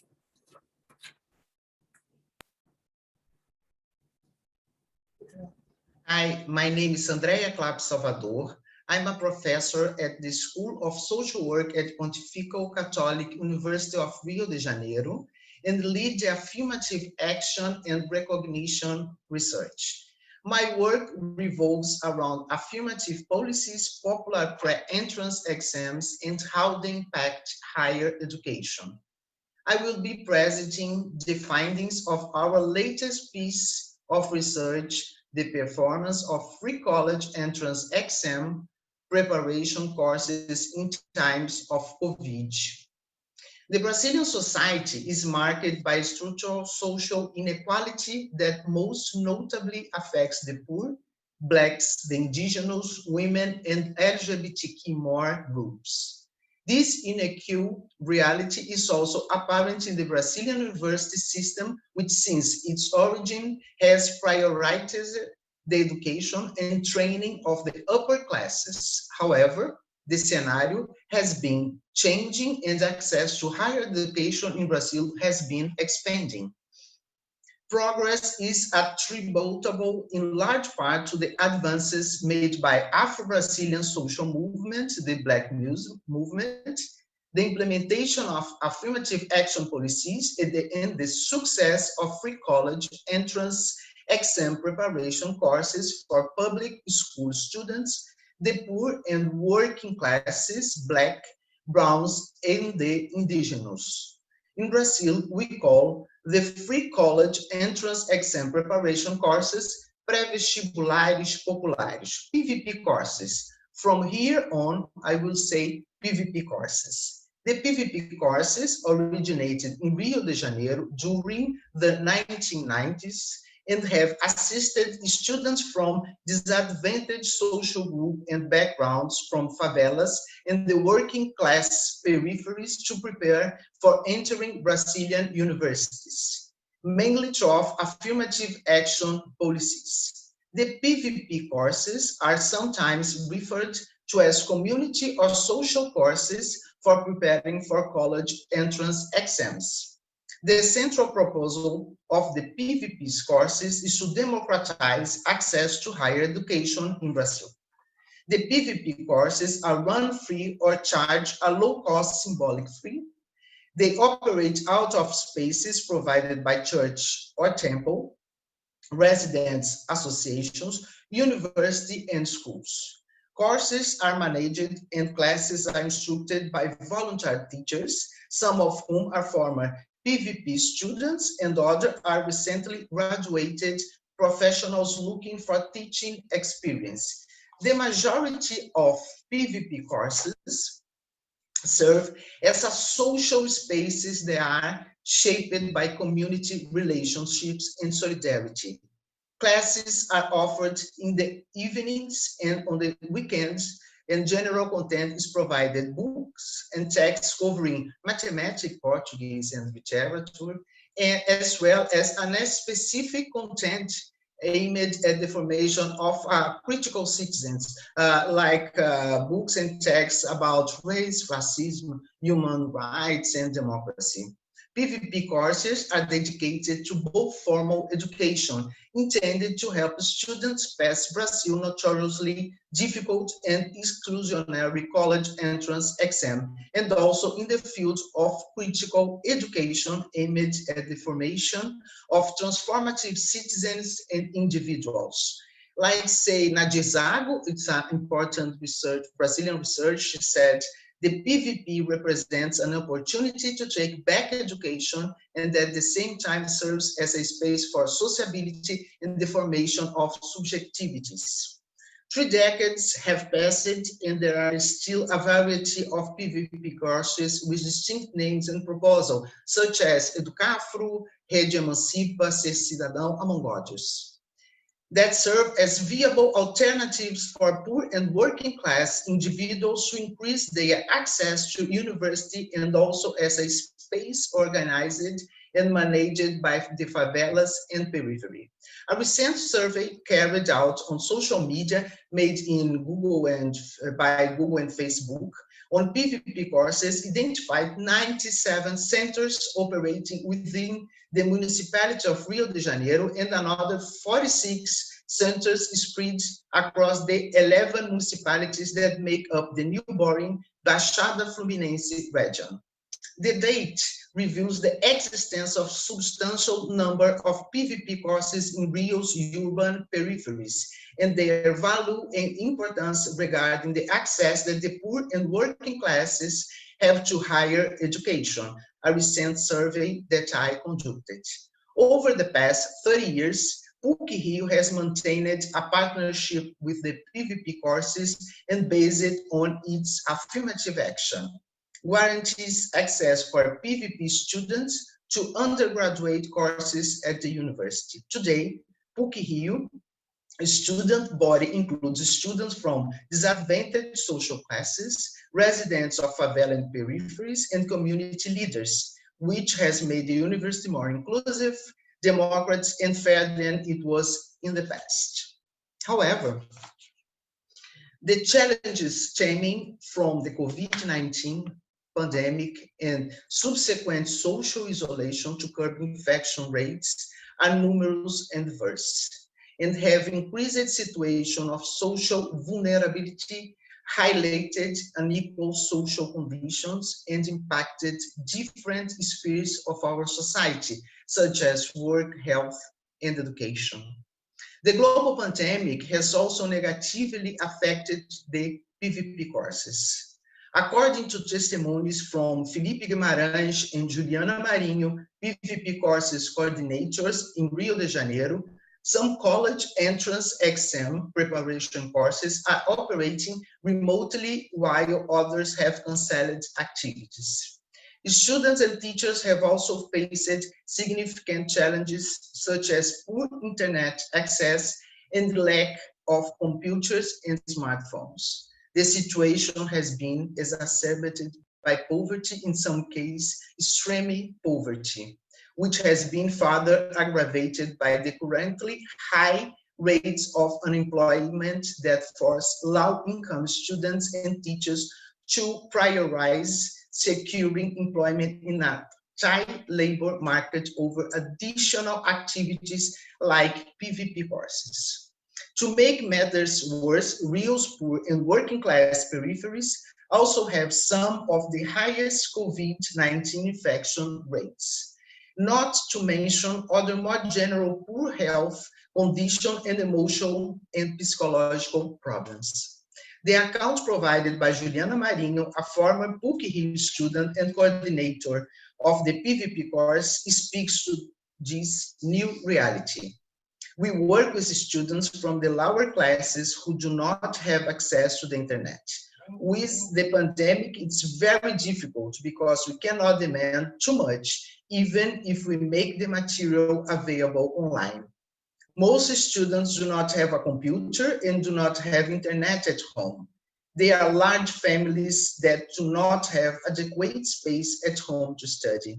This situation has made it very difficult for us to work because many students are unable to study and many of the residents of Baixada Fluminense have become unemployment.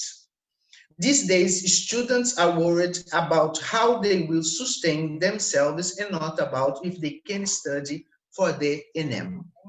This new context that affects the whole of society also affects the success of the PVPs. The global pandemic has caused students to drop out and has led to a regression in the movement for more equitable access to Brazilian university for the poor and working classes. Today, there is an intensification of broken experience. A reference that D'Andrea, it's another Brazilian research, provides on the university trajectory of peripheral youth, trajectory that are filled with improvising, difficulties and obstacles, studies merged with work, the crowded buses, lack of money, the noise home, physical fatigue. And now add to this pandemic that affects everyone, but above it, the groups that live in conditions of poverty and social inequality. We thank you, Professor, for bringing awareness to the plight of minority groups and the harsh realities faced by the students in the Brazilian education system. Moving forward, ethics in society is the most simplistic of principles that serves as a guide for behavior and is often described as a moral philosophy. With that being said, every year at Symposium, we release our journal. And this year, our theme for journal is Ethics in Society, an international journal, Religion and Cultures for Peace and Harmony. Edited by Archbishop Felix Mercado, Reverend Dr. Stephen Fernandez, Dr. Mari Fernandez, Advocate Giuseppe Musumeci, Professor Francesco Florian, and Ms. Janine Coelho.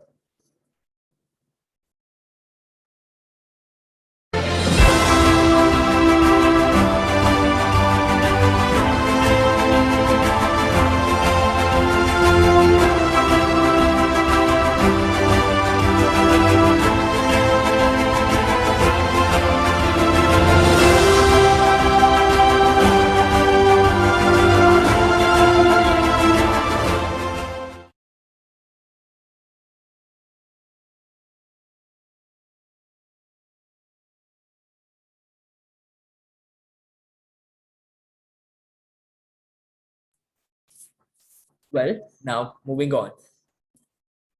The pandemic served as an eye-opener, and that brought out various faults and flaws in the system. It showed us how unprepared we were to tackle an obstacle such as this. This next speaker will talk about the crisis faced by the people living in the closed housing settlements of Rio. He will shed light upon how the pandemic reinforced the importance of Brazil's public health system, and how the pandemic severely dismantled the poorest populations of Rio. To speak about COVID-19 and the forms of social resistance in the Rio favelas, we now have Professor Rafael Suarez Gonçalves. Over to you, sir.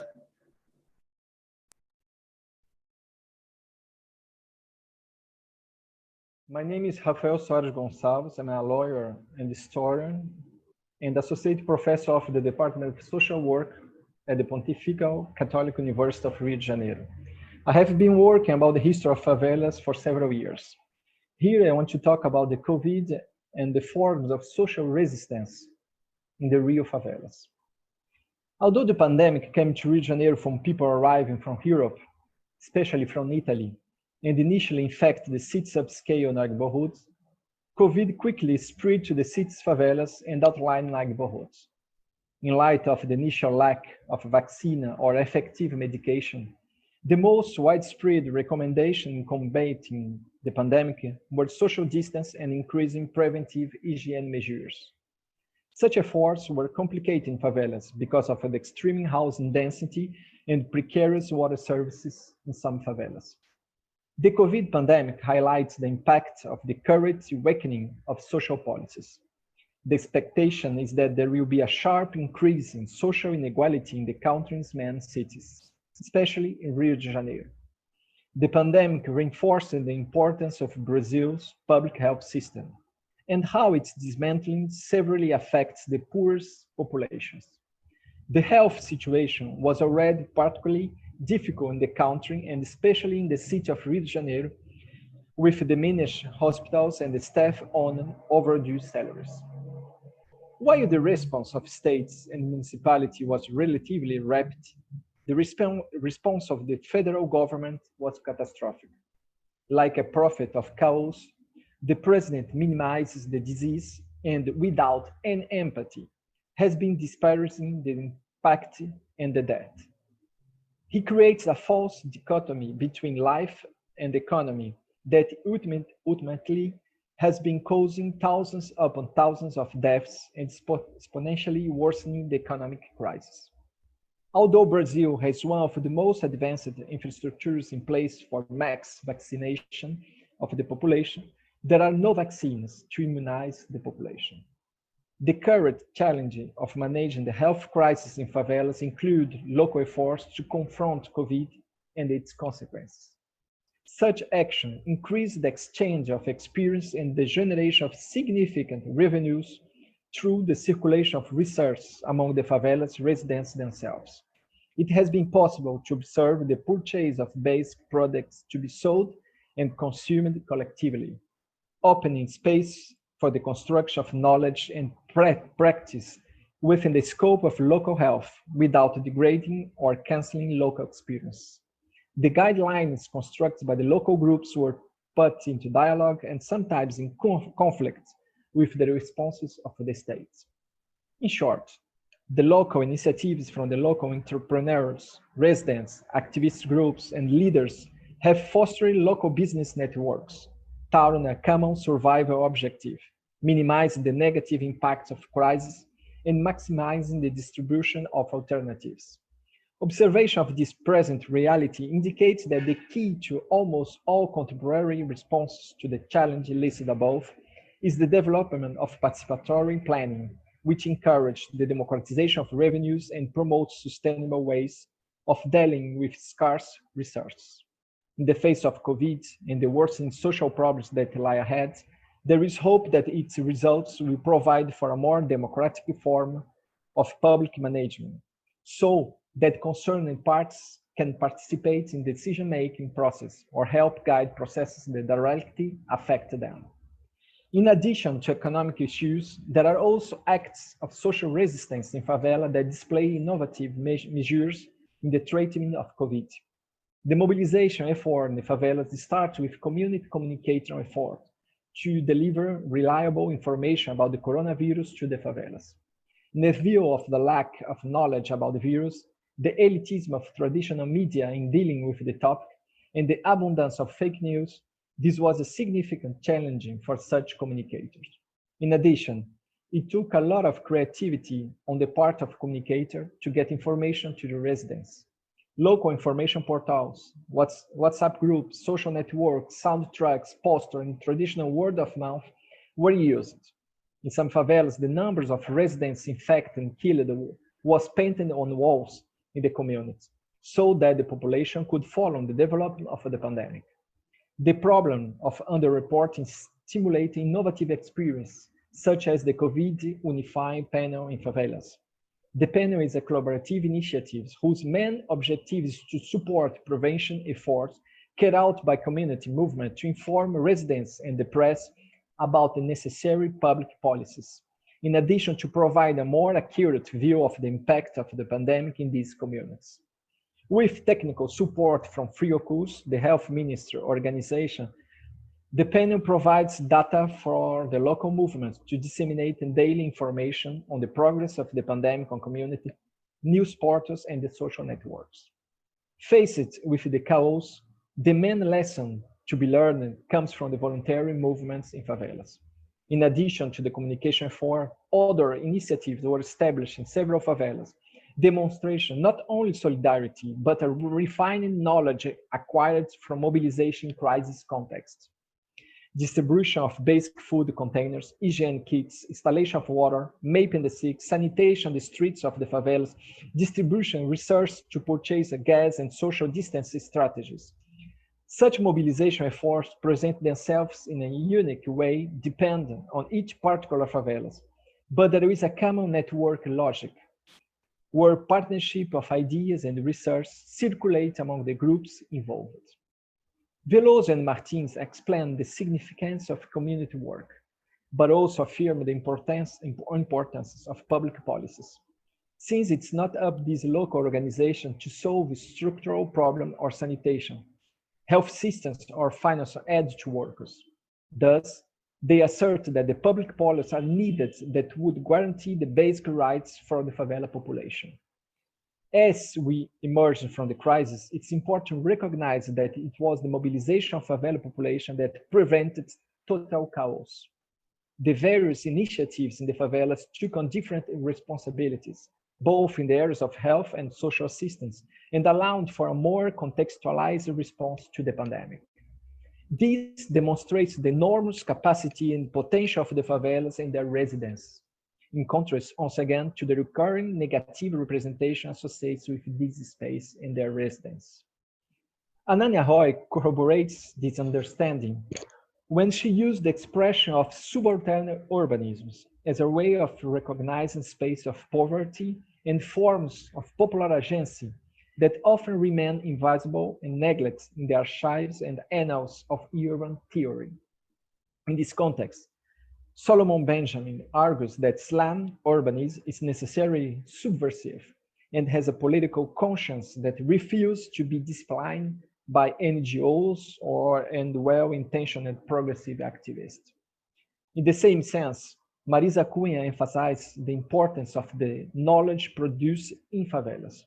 Recognize that favelas movements in the face of extreme situations seek to face the invisibility and the silence of society in the face of the historical denial of rights to the residents these territories in order to break with the difficulties of circulation and anti-hegemonic discourses about the favelas. On the contrary, such struggles demonstrate a sophisticated knowledge of the residents. Ensuring the memory of these local initiatives is both a duty and a condemnation of the criminal response by public authorities to the pandemic. It's important to value such discourse. Since the knowledge produced circulates in the restricted space that are systematically neglected by institutions, specialists, and public information systems. To conclude, we believe that the discourse produced in the favelas should be valued not only when addressing issues imposed on the favelas themselves, but also in relation to the whole of the city, to the whole of the society. Thus, I'm sure that the part of the solution to the future crisis may lie in the responses coming out to the favelas. Thank you. The overwhelming problems faced by the population could not be ignored. Thank you, Professor, for enlightening us about the crisis faced by the people living in the Rio favelas. Proceeding further with a quote, "The earth is what we all have in common." It's a simple quote, but it perfectly describes the simplicity and the importance of protecting our environment, nature, and society. Various firms, businesses, and companies have started to play an active role in developing measures for the protection and maintenance of the environment. In addition to that, these firms have started to implement policies which follow Sustainable Development Goals, SDGs if I may, which benefit the environment. And on that, we have Dr. Galina Famina, a PhD director of Ranipa International Center of Financial Diplomacy and member of the Board of Trustee of Lifeline Foundation, Alpha Group, Moscow. Dr. Galina has 35 years of experience in the banking sector. In addition to that, she's also the founder of FemFinTech, a Russian-British company, and also the founder of the Viennese Ball Company. She's the president of the Russian-Italian Coordination. And today, Dr. Galina is amidst us to speak about green economy and the culture of life. I am Galina Fomina. I thank the organizers of the forum for the opportunity to speak at such an important venue. The topic of my report is green finance and the culture of life. Over the past 6 months, the agenda of ecology and sustainable development has become the main one at all world forums. The Paris Climate Agreement in 2015 marked the beginning a major transformation of what economics and business. The culture of people, life and businesses is fundamentally changing. The portrait of borrowers in the financial market and emerging new tools, standards, ratings, emerging the corporate, cultural and business strategy, changing the attitude shifts towards consumption. Economics is divided into green, environmentally friendly, and brown, polluting. Businesses now is not enough to be just profitable and generous in dividends. An increasing role in assessing investment directives is played by its social and environmental responsibility. This approach is called responsible financing. It is based on the criteria ecology, social development, corporate governance, environmental social governance, his ESG. We all need to understand our responsibility and ask ourselves how my strategy and plans within the framework of the SDGs, ESG, can affect the landscape of my country and the world as a whole. During 2018-2020, the green financing market was very lively. The president of the Russian Federation Institute to accelerate the work of the green finance market. The Central Bank of the Russian Federation included responsible financing measures and created of expert council together with the Ministry of Economic Development and web.rf. The national project Ecology was launched. The first green bonds were placed. The issue were Russian Railways, Moscow Credit Bank, Bank Center Invest, and other market participation. Moscow Exchange joined the UN Global Sustainable Development Initiative. Funds and institutional investors appeared to finance green projects. The National Institute for the Development of Web.rf pays great attention to green financing. Without taking into account the environmental component of which business's project, it is impossible to ensure to grow to the Russian economy. Web.rf is developing the national green financing system. Environmental issue becomes the summons of the state and business and also of the churches. The Pope introduced the new environmental sin. Sin will include only act that negatively affects the environment. Was section in the fundamentation of the social concept of the Russian Orthodox Church is devoted to ecology.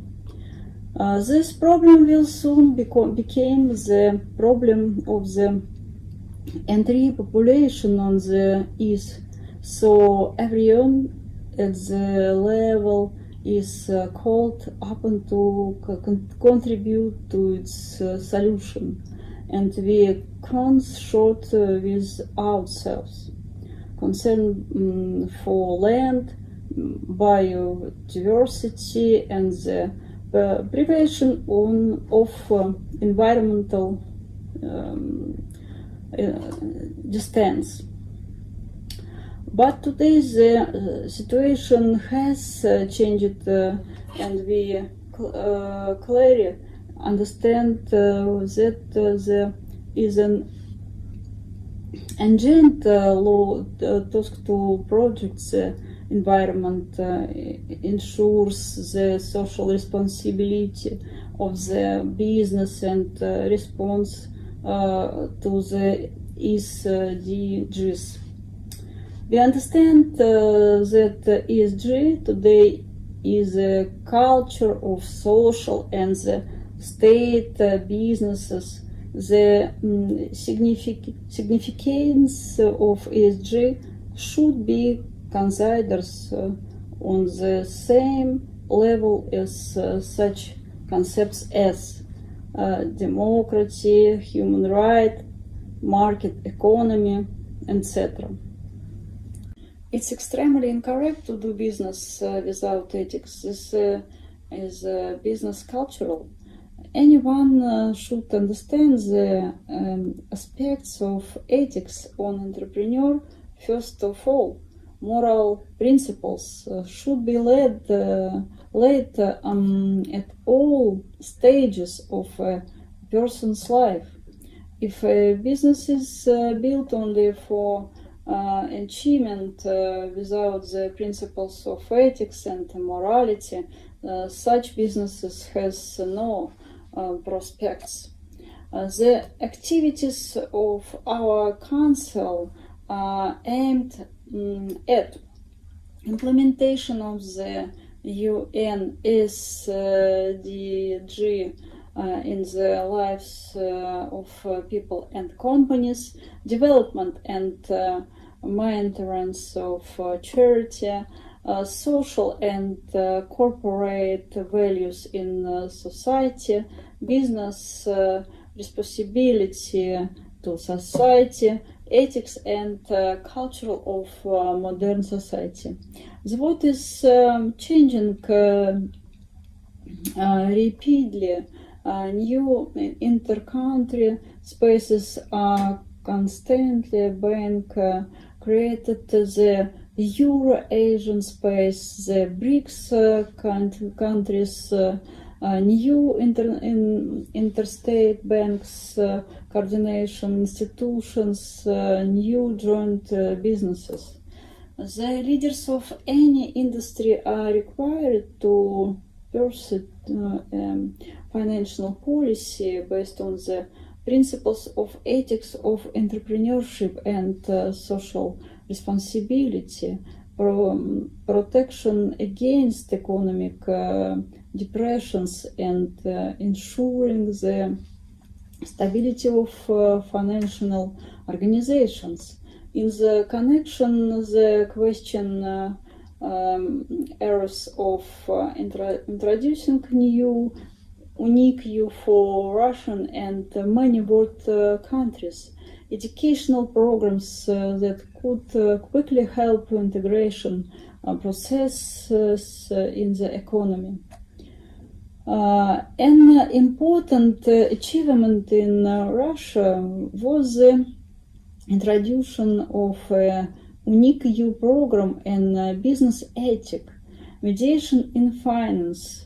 Together with the professor of Presidential Academy, Sedan Nasibyan, we have implemented this program at all levels of education.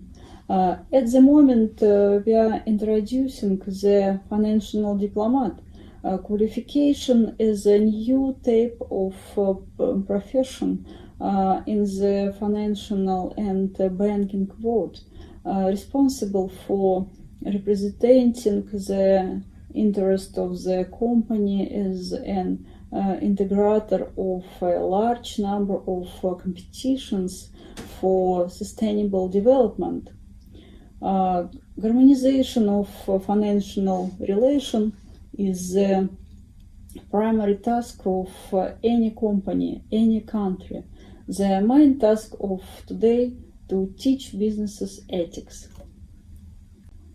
The second instrument of mediation was introduced several years ago within the framework on the Association Russian Banks, the new Institute of Financial Ombudsman for Russia. Former State Duma's deputy Pavel Medvedev made a great contribution to regulation the work on the banking sector and the bourse in Russia. Charity. The Lifeline Foundation, Alpha Group led by Faina Zakharova, who received the Medal of Russian Federation President, is a strategic partner of the Ethics Council, is a member of the board of trustees. I am very proud of the fund's achievements. For 16 years on the market, the fund makes medicine more accessible for children and their parents, for Russian doctors, units, large companies and private donors. 20,000 safe children and support light high technology in medicine for the sake of common cause. My personal contribution to the work of the fund, the organization of events made of attracting donors and donor funds. The Green Suitcase charity project allowed a large scale action of Russia to collect pre-owned clothes which were later sold, and for the money raised planted a large forest in different regions of the country.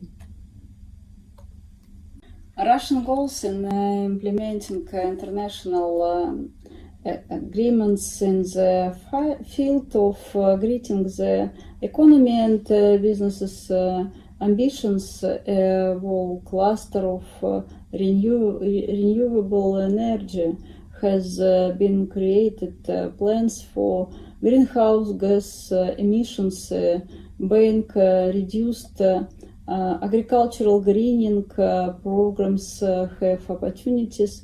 But apart, the industry has a big plan for organic production and other projects. My contribution on the development of organic production was created of the Russian-Italian company Factor Bio together the Russian Grain Union of Russia, where more than 3,000 grain companies. Ex-deputy minister of past years, Professor Andrei Volkov, became its ideologist. The company was created with support of the Russian Orthodox Church and Embassy of Italy in Russia. We actively cooperate with our foreign partners, in particular with latest Federbio Association in Italy, in the field of education, practical experience and joint program. We have created a practice of introducing the principles of SDGs, ESG, and business ethics into Russian agricultural companies in the field of organic production.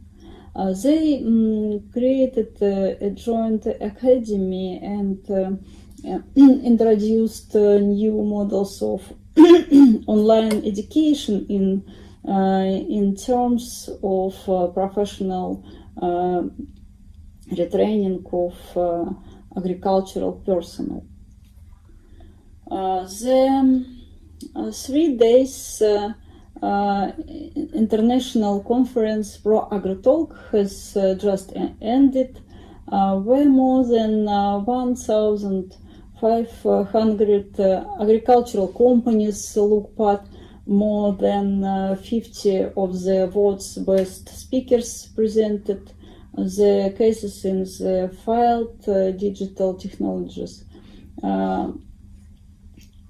mineral fertilizers, forest and agricultural machinery, e-certification, business models, corporate governance, work with green institutes on the financial and banking sector. The task of our international company is to introduce the best technologies in organic production in Russia, work with land and water resources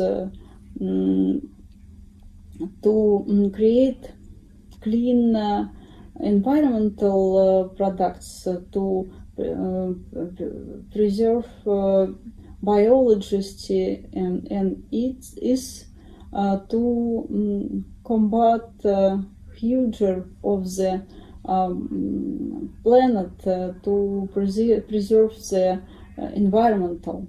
For this purpose, today we have We have established contacts with Italian trading companies, have become the exclusive representative of the Sun exhibition in Bologna and conduct educational webinars. What is sustainable development? This is when we achieve sustainable goals not by compromising tomorrow. We must understand that the life of future generations is following our lives, and we must leave them the earth being sustainable for comfortable living and building culture. This is a high culture of life with a combination of corporate governance, social responsibility, and creating businesses. The UN is actively working with business on green project.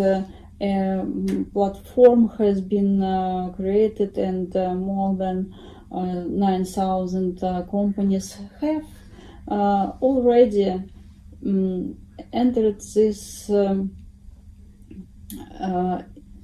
initiative, including Russia. Companies have begun work on 10 principles, including sustainable growth. It's reflected in the international and domestic agenda today. ESG factors and principles must be taken into account in the strategy of each enterprise, regulators and government institutions of the legislative and executive levels. The main aspects that the regulator is working on today: Bank of Russia, create tools the financial market to achieve ESG goals, green finance, create taxonomy, ratings, verification system, audit, reporting, etc. Introduce a system of benefits for green enterprises. Create business recommendation for those businesses that want to start the transformation and issue green bonds or attract green loans. It doesn't matter if the state or non-state enterprises. Everyone should have tools with which to transform new models and get a new quality. The International Center of Financial Diplomacy of the Presidential Academy, which I had, is actively engaged in research and scientific and for work in the field of green finance, businesses, consultations, holds conference and educational webinars. My report, Green Finance and a Culture of Life, was presented on World Quality Day 2020 and endorsed by the Minister of Economic Development for participating in the organization and holding the online forum.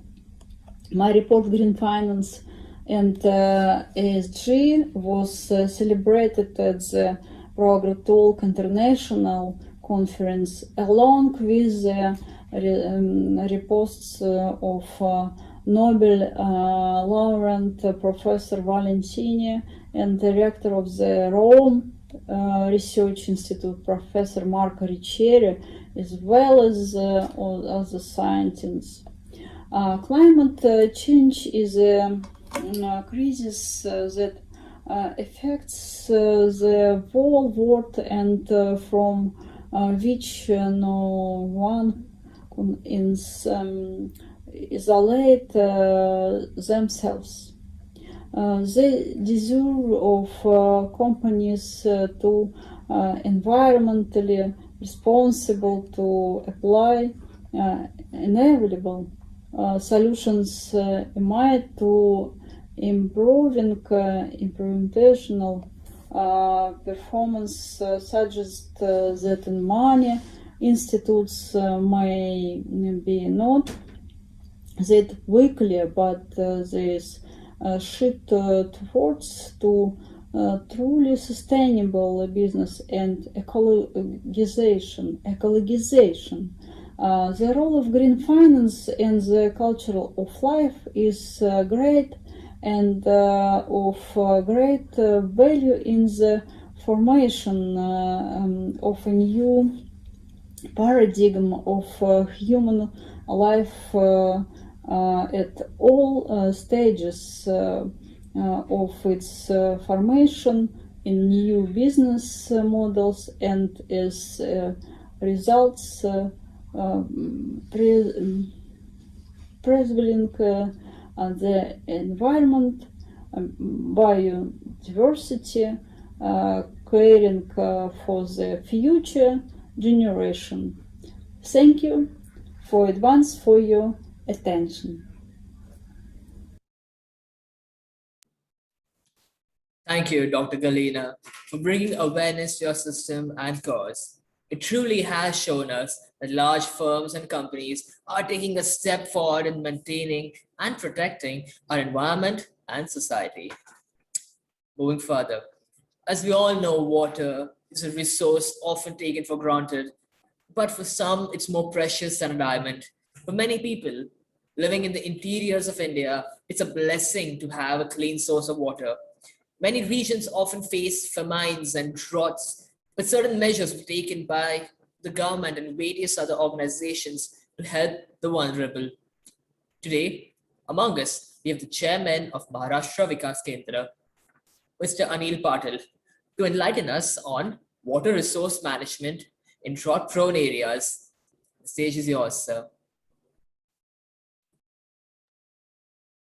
Friends, Namaskar. I am Anil Patil, Chairman of Maharashtra Vikas Kendra, an NGO working in water sector since last 20 years.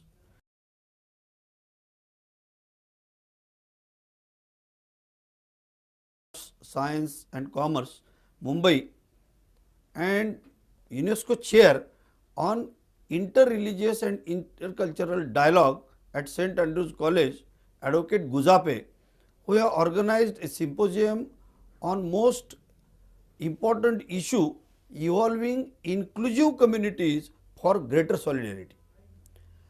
Thank you for giving me an opportunity to talk on most crucial issue, that is water, and my topic is water resources management in drought prone areas. Friends, everyone knows water is a fundamental need of every living creature, and it is the valuable national resource. So maximum utilization of available water and available water resources and their conservation is immensely important. The demand and supply of water has to be taken into consideration for water management. Rain is the primary source of water. Rainwater is available from rivers, canals, tanks, besides underground resources like wells and borewells. 97% of water is present in the ocean, while 2% is in the icebergs, and only 1% water is available for living beings. Among this 1% of water, 70% of water is being utilized for farming, 25% water is for industries, and 5% water to be used for households. In India, everyone knows India is having 2% of land, 4% of water available around, in the world, and about 17% of the population of the world resides in India. Evaporation is the major issue in our India. In recent years, it seems that the pattern of monsoon is changing. There is a radical change in the pattern of arrival of monsoon and its journey across the country. Monsoon covers its area before the regular timetable and it stays back till last week of September from last few years. In most of the areas of our state Maharashtra where we are working as an NGO, the rainfall in the first 10 days of October was recorded more than in the month of June. Due to this change in rainfall pattern, many districts in drought prone area becomes affected and Maharashtra state government has to spend huge amount of money on drinking water needs as well as on animal fodder. This has become a routine, or we can say vicious circle to fight against. This has become a routine or a vicious circle to fight against drought or to manage the needs of the people in the drought prone area. Our organization is actively involved in such process of helping needy families. We had undertaken grassroots level study to resolve the water issues. That is, to study the management of water in the light to uneven distribution of rainfall and to identify the importance of water resource management in drought prone areas. Management of water is the key of fight against drought and situation arising uneven distribution of the rainfall. This will result in eradication of poverty. Our organization Maharashtra Vikas Kendra is working with the farmers in drought prone area of Bhima river basin, and this Bhima river basin is the tributary of major Krishna river. This Bhima river basin is very typical in terms of water availability, usage and pollution issues. Our organization had organized a campaign against water pollution in the year 2011 and make aware rural folk on crucial issues of water pollution.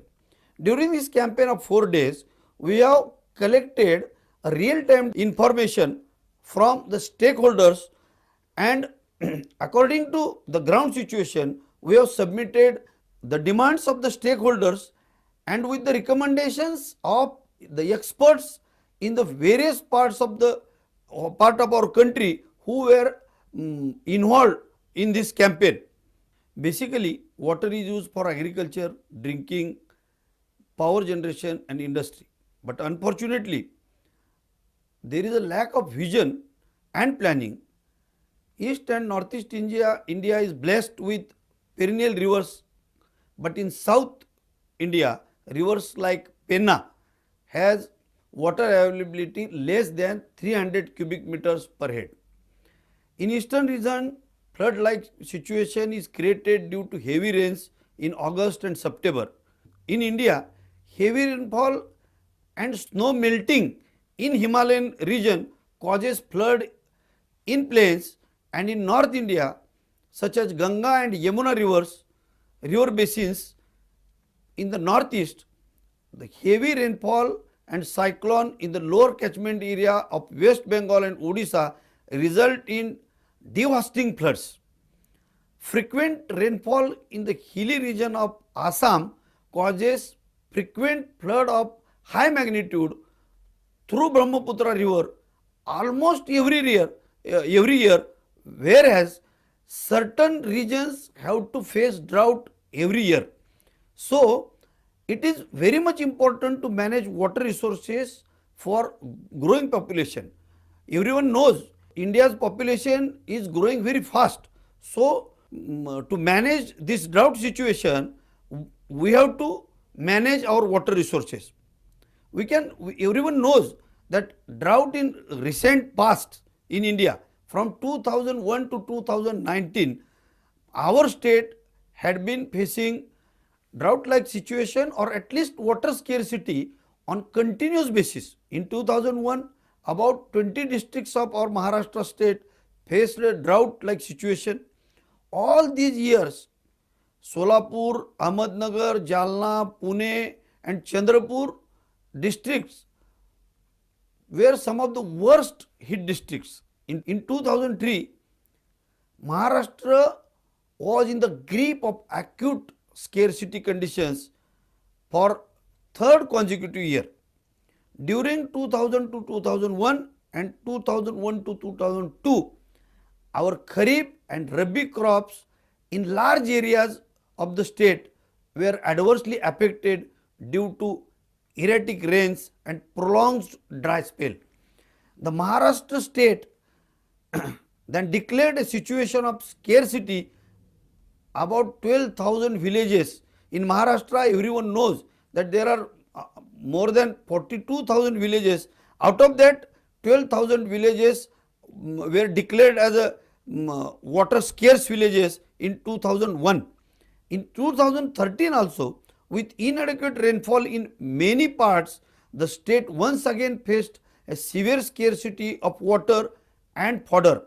Out of 353 sub-districts, that is we can call it as tahsils, 221 tahsils were declared drought hit and scarcity hit.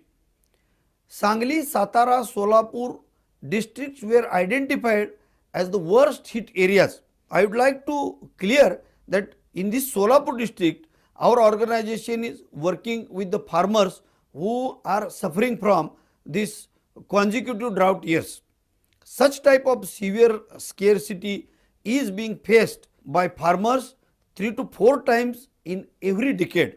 On the other hand, out of total 5,000 dams in our country, in Maharashtra, there are about 40% of dams constructed and in operational. That is, more than 1,500 dams are in operational, but area under irrigation is only 18%.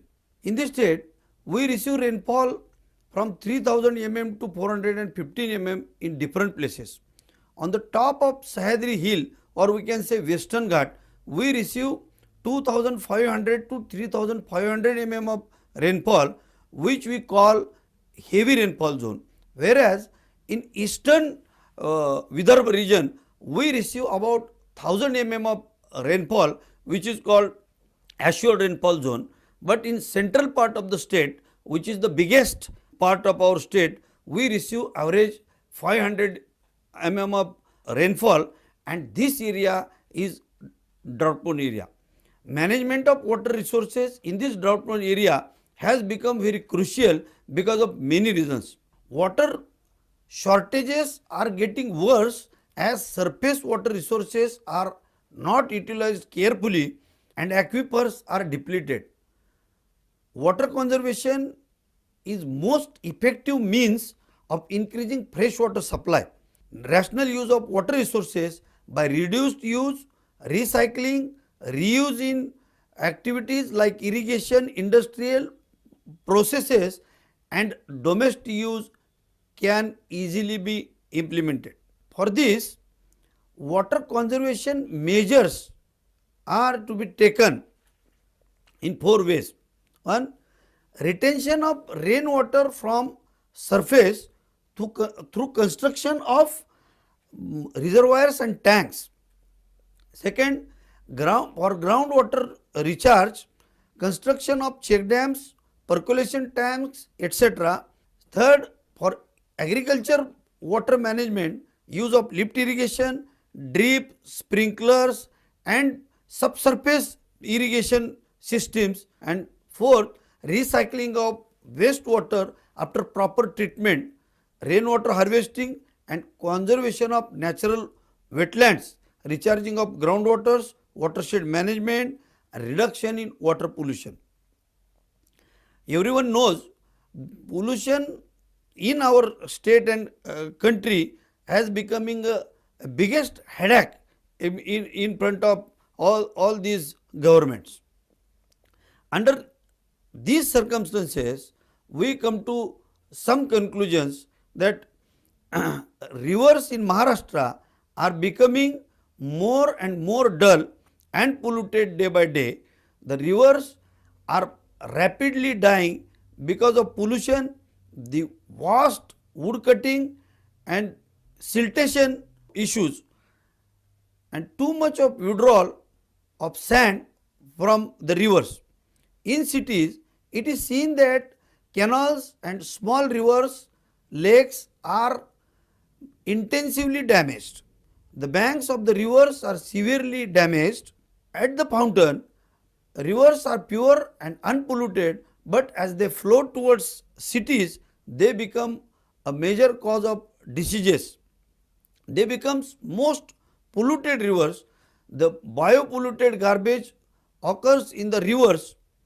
For example, river near Sangli city, Mula river in Pune city are much polluted.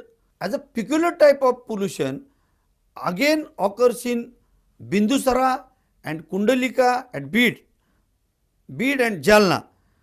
The dead fishes occur on a large scale in Panchaganga river at Kolhapur. This is happening only because of big cities are discharging their untreated sewage into the rivers. Major industries are situated on the banks of the rivers and mega cities like Pune and Pimpri Chinchwad. So they are also discharging their waste without any treatment into the river. Specifically when there are floods in the rivers, they discharge their untreated waste into the flowing water. Horrible incidents of pollution are taking place not just in the rivers of Maharashtra but across the country. Some important and big rivers from Himalaya that enriched lives in Indian people are becoming narrow and rapidly dying from last 500 to 600 years. This is our history, and in 2050 it is predicted that water saturation will be lessened and majority part will be underwater scarcity. So under these circumstances and with our grassroots level studies with the stakeholders living in the drought prone areas, living in the water stress areas and living in the areas where water is most polluted, we have submitted our recommendations to the governments, and that recommendations are: 1. Indian scientists should study deeply the existence of rivers generated in Himalayas. Government should take steps for the conservation of Himalayan rivers. It will help to control floods. These rivers are so important because they can produce more than 1 lakh kilowatt of electricity, by which some of states would be enlightened. Third, rainwater is to be stored in such a way so that underground water level can increase and rate of evaporation can be minimized. In our country, rate of evaporation is much higher than the other countries. Fourth is prohibiting of the cluster of wells in one areas as well as deep digging of wells. What happens in some of the places in drought prone areas, in 1 acre, one farmer has taken more than 10 bores up to 600 to 800 feet, and he has no water found in any bore well. But because of this, water table is going down and down. So we have suggested this recommendation to the authorities in the state government as well as in central government. Fifth is water pollution has to be minimized by preventing mixing of drainage water in the household and chemicals and other effluents from industry in the fresh water. Sixth is interlinking of rivers within the state and within the country should be introduced by central government of India. In 2003, the task force of interlinking of rivers of India was formulated by central government of India, and that task force was headed by Honorable Dr. Suresh Prabhu, former Union Minister, and currently he is a Sherpa to Honorable PM of India. He has introduced 30 links in which 14 links from the rivers who are originating from the Himalayan component and 16 from the peninsular component.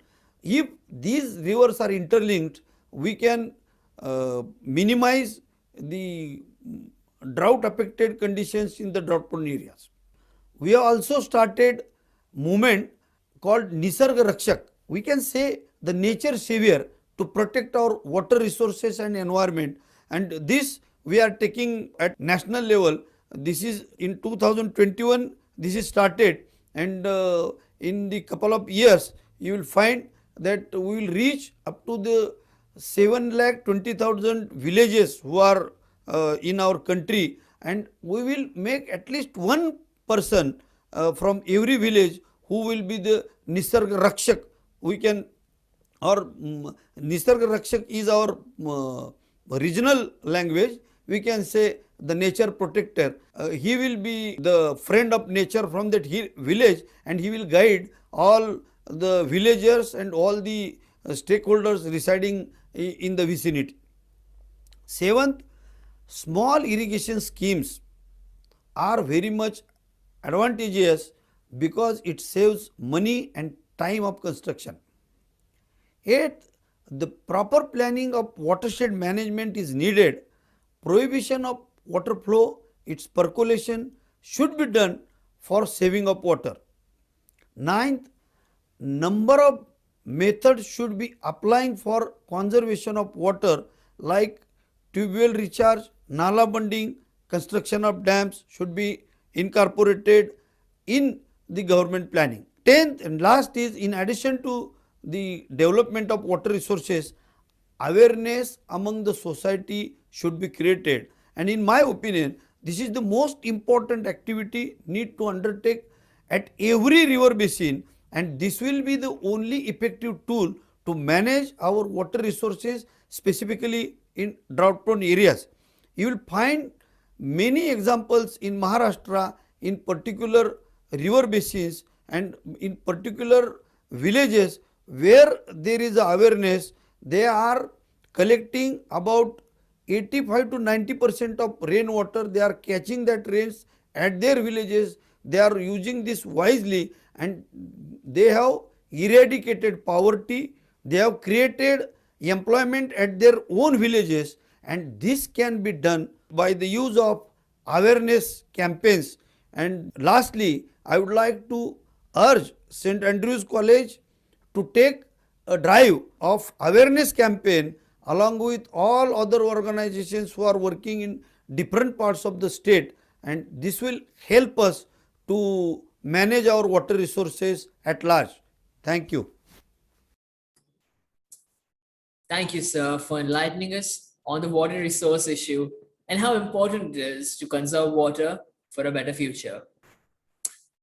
Moving on, we all know that the pandemic spared none, as many jobs, firms, and factories had to be shut down, while production was put at a halt, resulting in various individuals and groups of people losing their jobs. Most of these included various migrant workers working for minimum wage and the basic necessities, who after the lockdown were left without a job or source of income. On that note, I'd like to welcome Dr. Rajesh Tandon, an internationally acclaimed leader and a practitioner of participatory research and development. He's the founder and president of Participatory Research in Asia, PRIA, a global center for participatory research and AMP training since 1982. He's also the co-chair of UNESCO, chair of community-based research and social responsibility in higher education since 2012. Dr. Tandon left his teaching job at IIM Calcutta to champion and support his cause. He championed the cause of building organizations and capacities of the marginalized through their knowledge, learning, and empowerment, contributing to the emergence of several local, national, and international groups and initiatives to promote authentic and participatory development of societies. Dr. Tandon is here to talk and raise awareness about migrant workers. On to you, Dr. Tandon.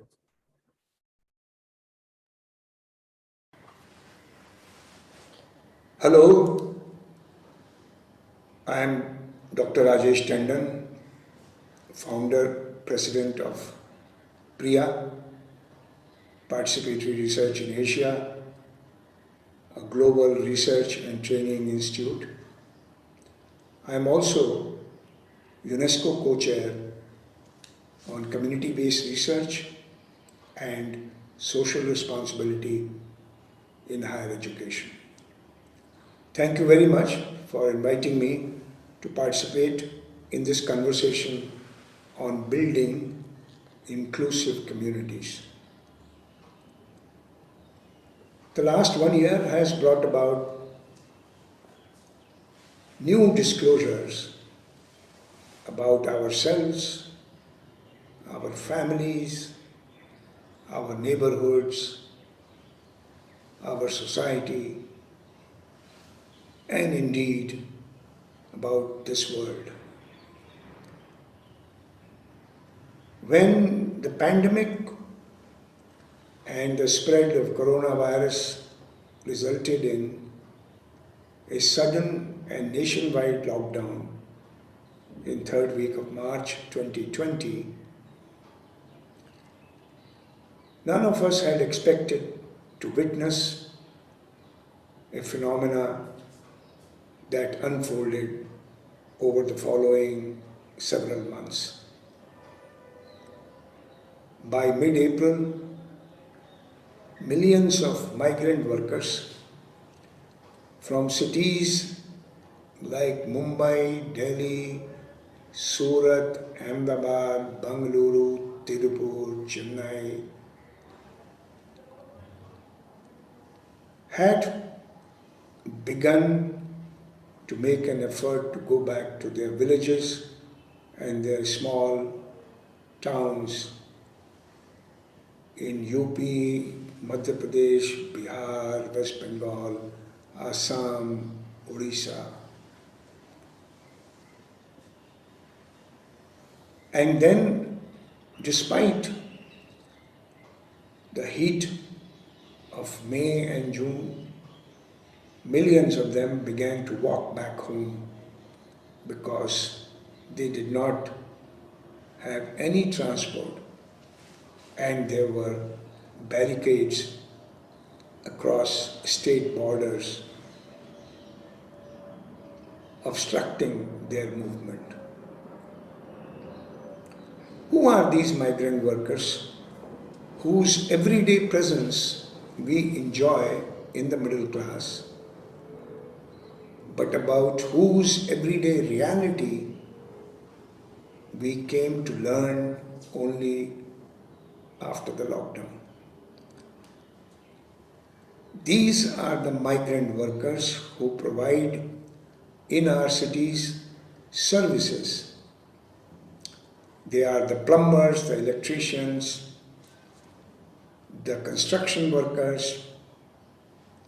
They are also our maids, domestic workers, caregivers, drivers. They are also vendors on the streets, tea shop runners, auto and small truck drivers, taxi drivers. They are the gardeners and carpenters who serve us in our homes, in our communities. They provide their services relatively cheaply. We do not think about how they live, where they live, and how they look after their families. But as the lockdown threw them out, it first of all evicted them from their homes, wherever they were living. Then they were denied wages and livelihood, not just in April, May, June, but also in the month of March. Millions of them live in the courtyards of the factories where they work as semi-skilled or unskilled labor. Millions of them work in brick kiln where bricks are baked for our homes and offices. All of them have no security of tenure. They are vulnerable to the whims and fancies of their employers, and for many of them, it is the contractors, labor contractors, the middlemen who connect them to the employers and then take a commission out of their meager wages. They do not have any social security. Their children do not necessarily go to school. Their women and girls do not get any maternal or primary health care. And in the case of an accident, they are not even covered by employee state insurance scheme.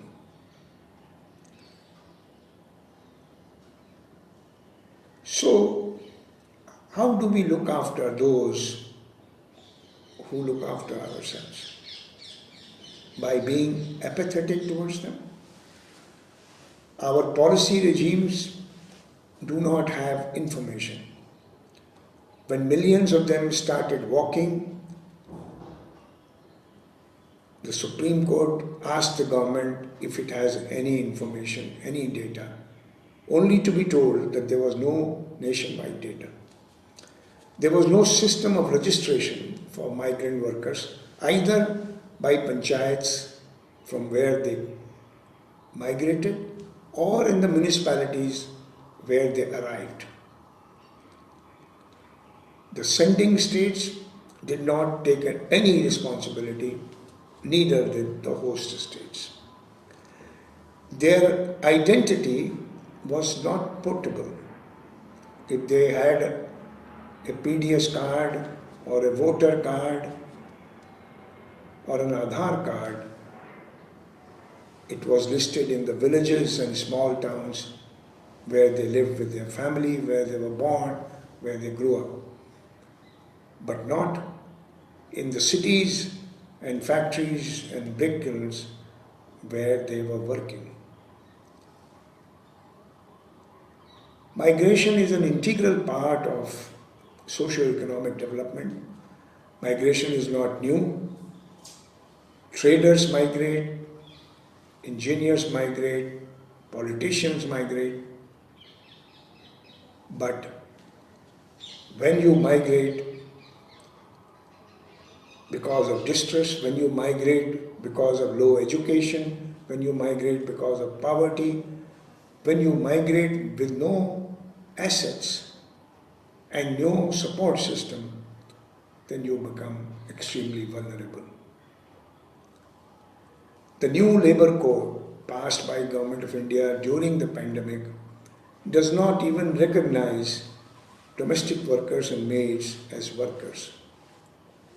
And these maids were evicted, were thrown out, were denied wages, and were not allowed to return to work even when lockdown was lifted in June, July onwards. It is surprising to look at this phenomena where middle class homeowners suspected domestic workers and drivers to be the carriers of coronavirus, while in reality it was they who had got this infection through international travel of their own or their friends and relatives. So, among many contradictions that India continues to live in, the pandemic showed the fault line on migrant workers. Time has come for us as employers to be responsible, considerate, compassionate, and law-abiding. the distress of migrant workers calls for accountability of employers across the country, including those of us who employ them as individuals, to look after our homes, our children, our elderly, our gardens, and who guard us, provide security and housekeeping. Unless we ensure this accountability, no policy or no program will make migrant workers feel a part of the community where they live and where they serve. It is to this question that we need to apply ourselves if we want to build an inclusive and cohesive India. Thank you very much. We understand how important it is to support and empower the marginalized groups and migrant workers. Thank you very much, Dr. Tandon, for raising awareness about migrant workers. Progressing further, culture is a way in which we express our traditions and beliefs. Indian culture is the most complex and the most colorful culture on the planet. While dancing is the hidden language of the soul, to perform this hidden language, and we have some of our students with a cultural performance to uplift the spirits and to add cheer to the morning. Let's take a look at it.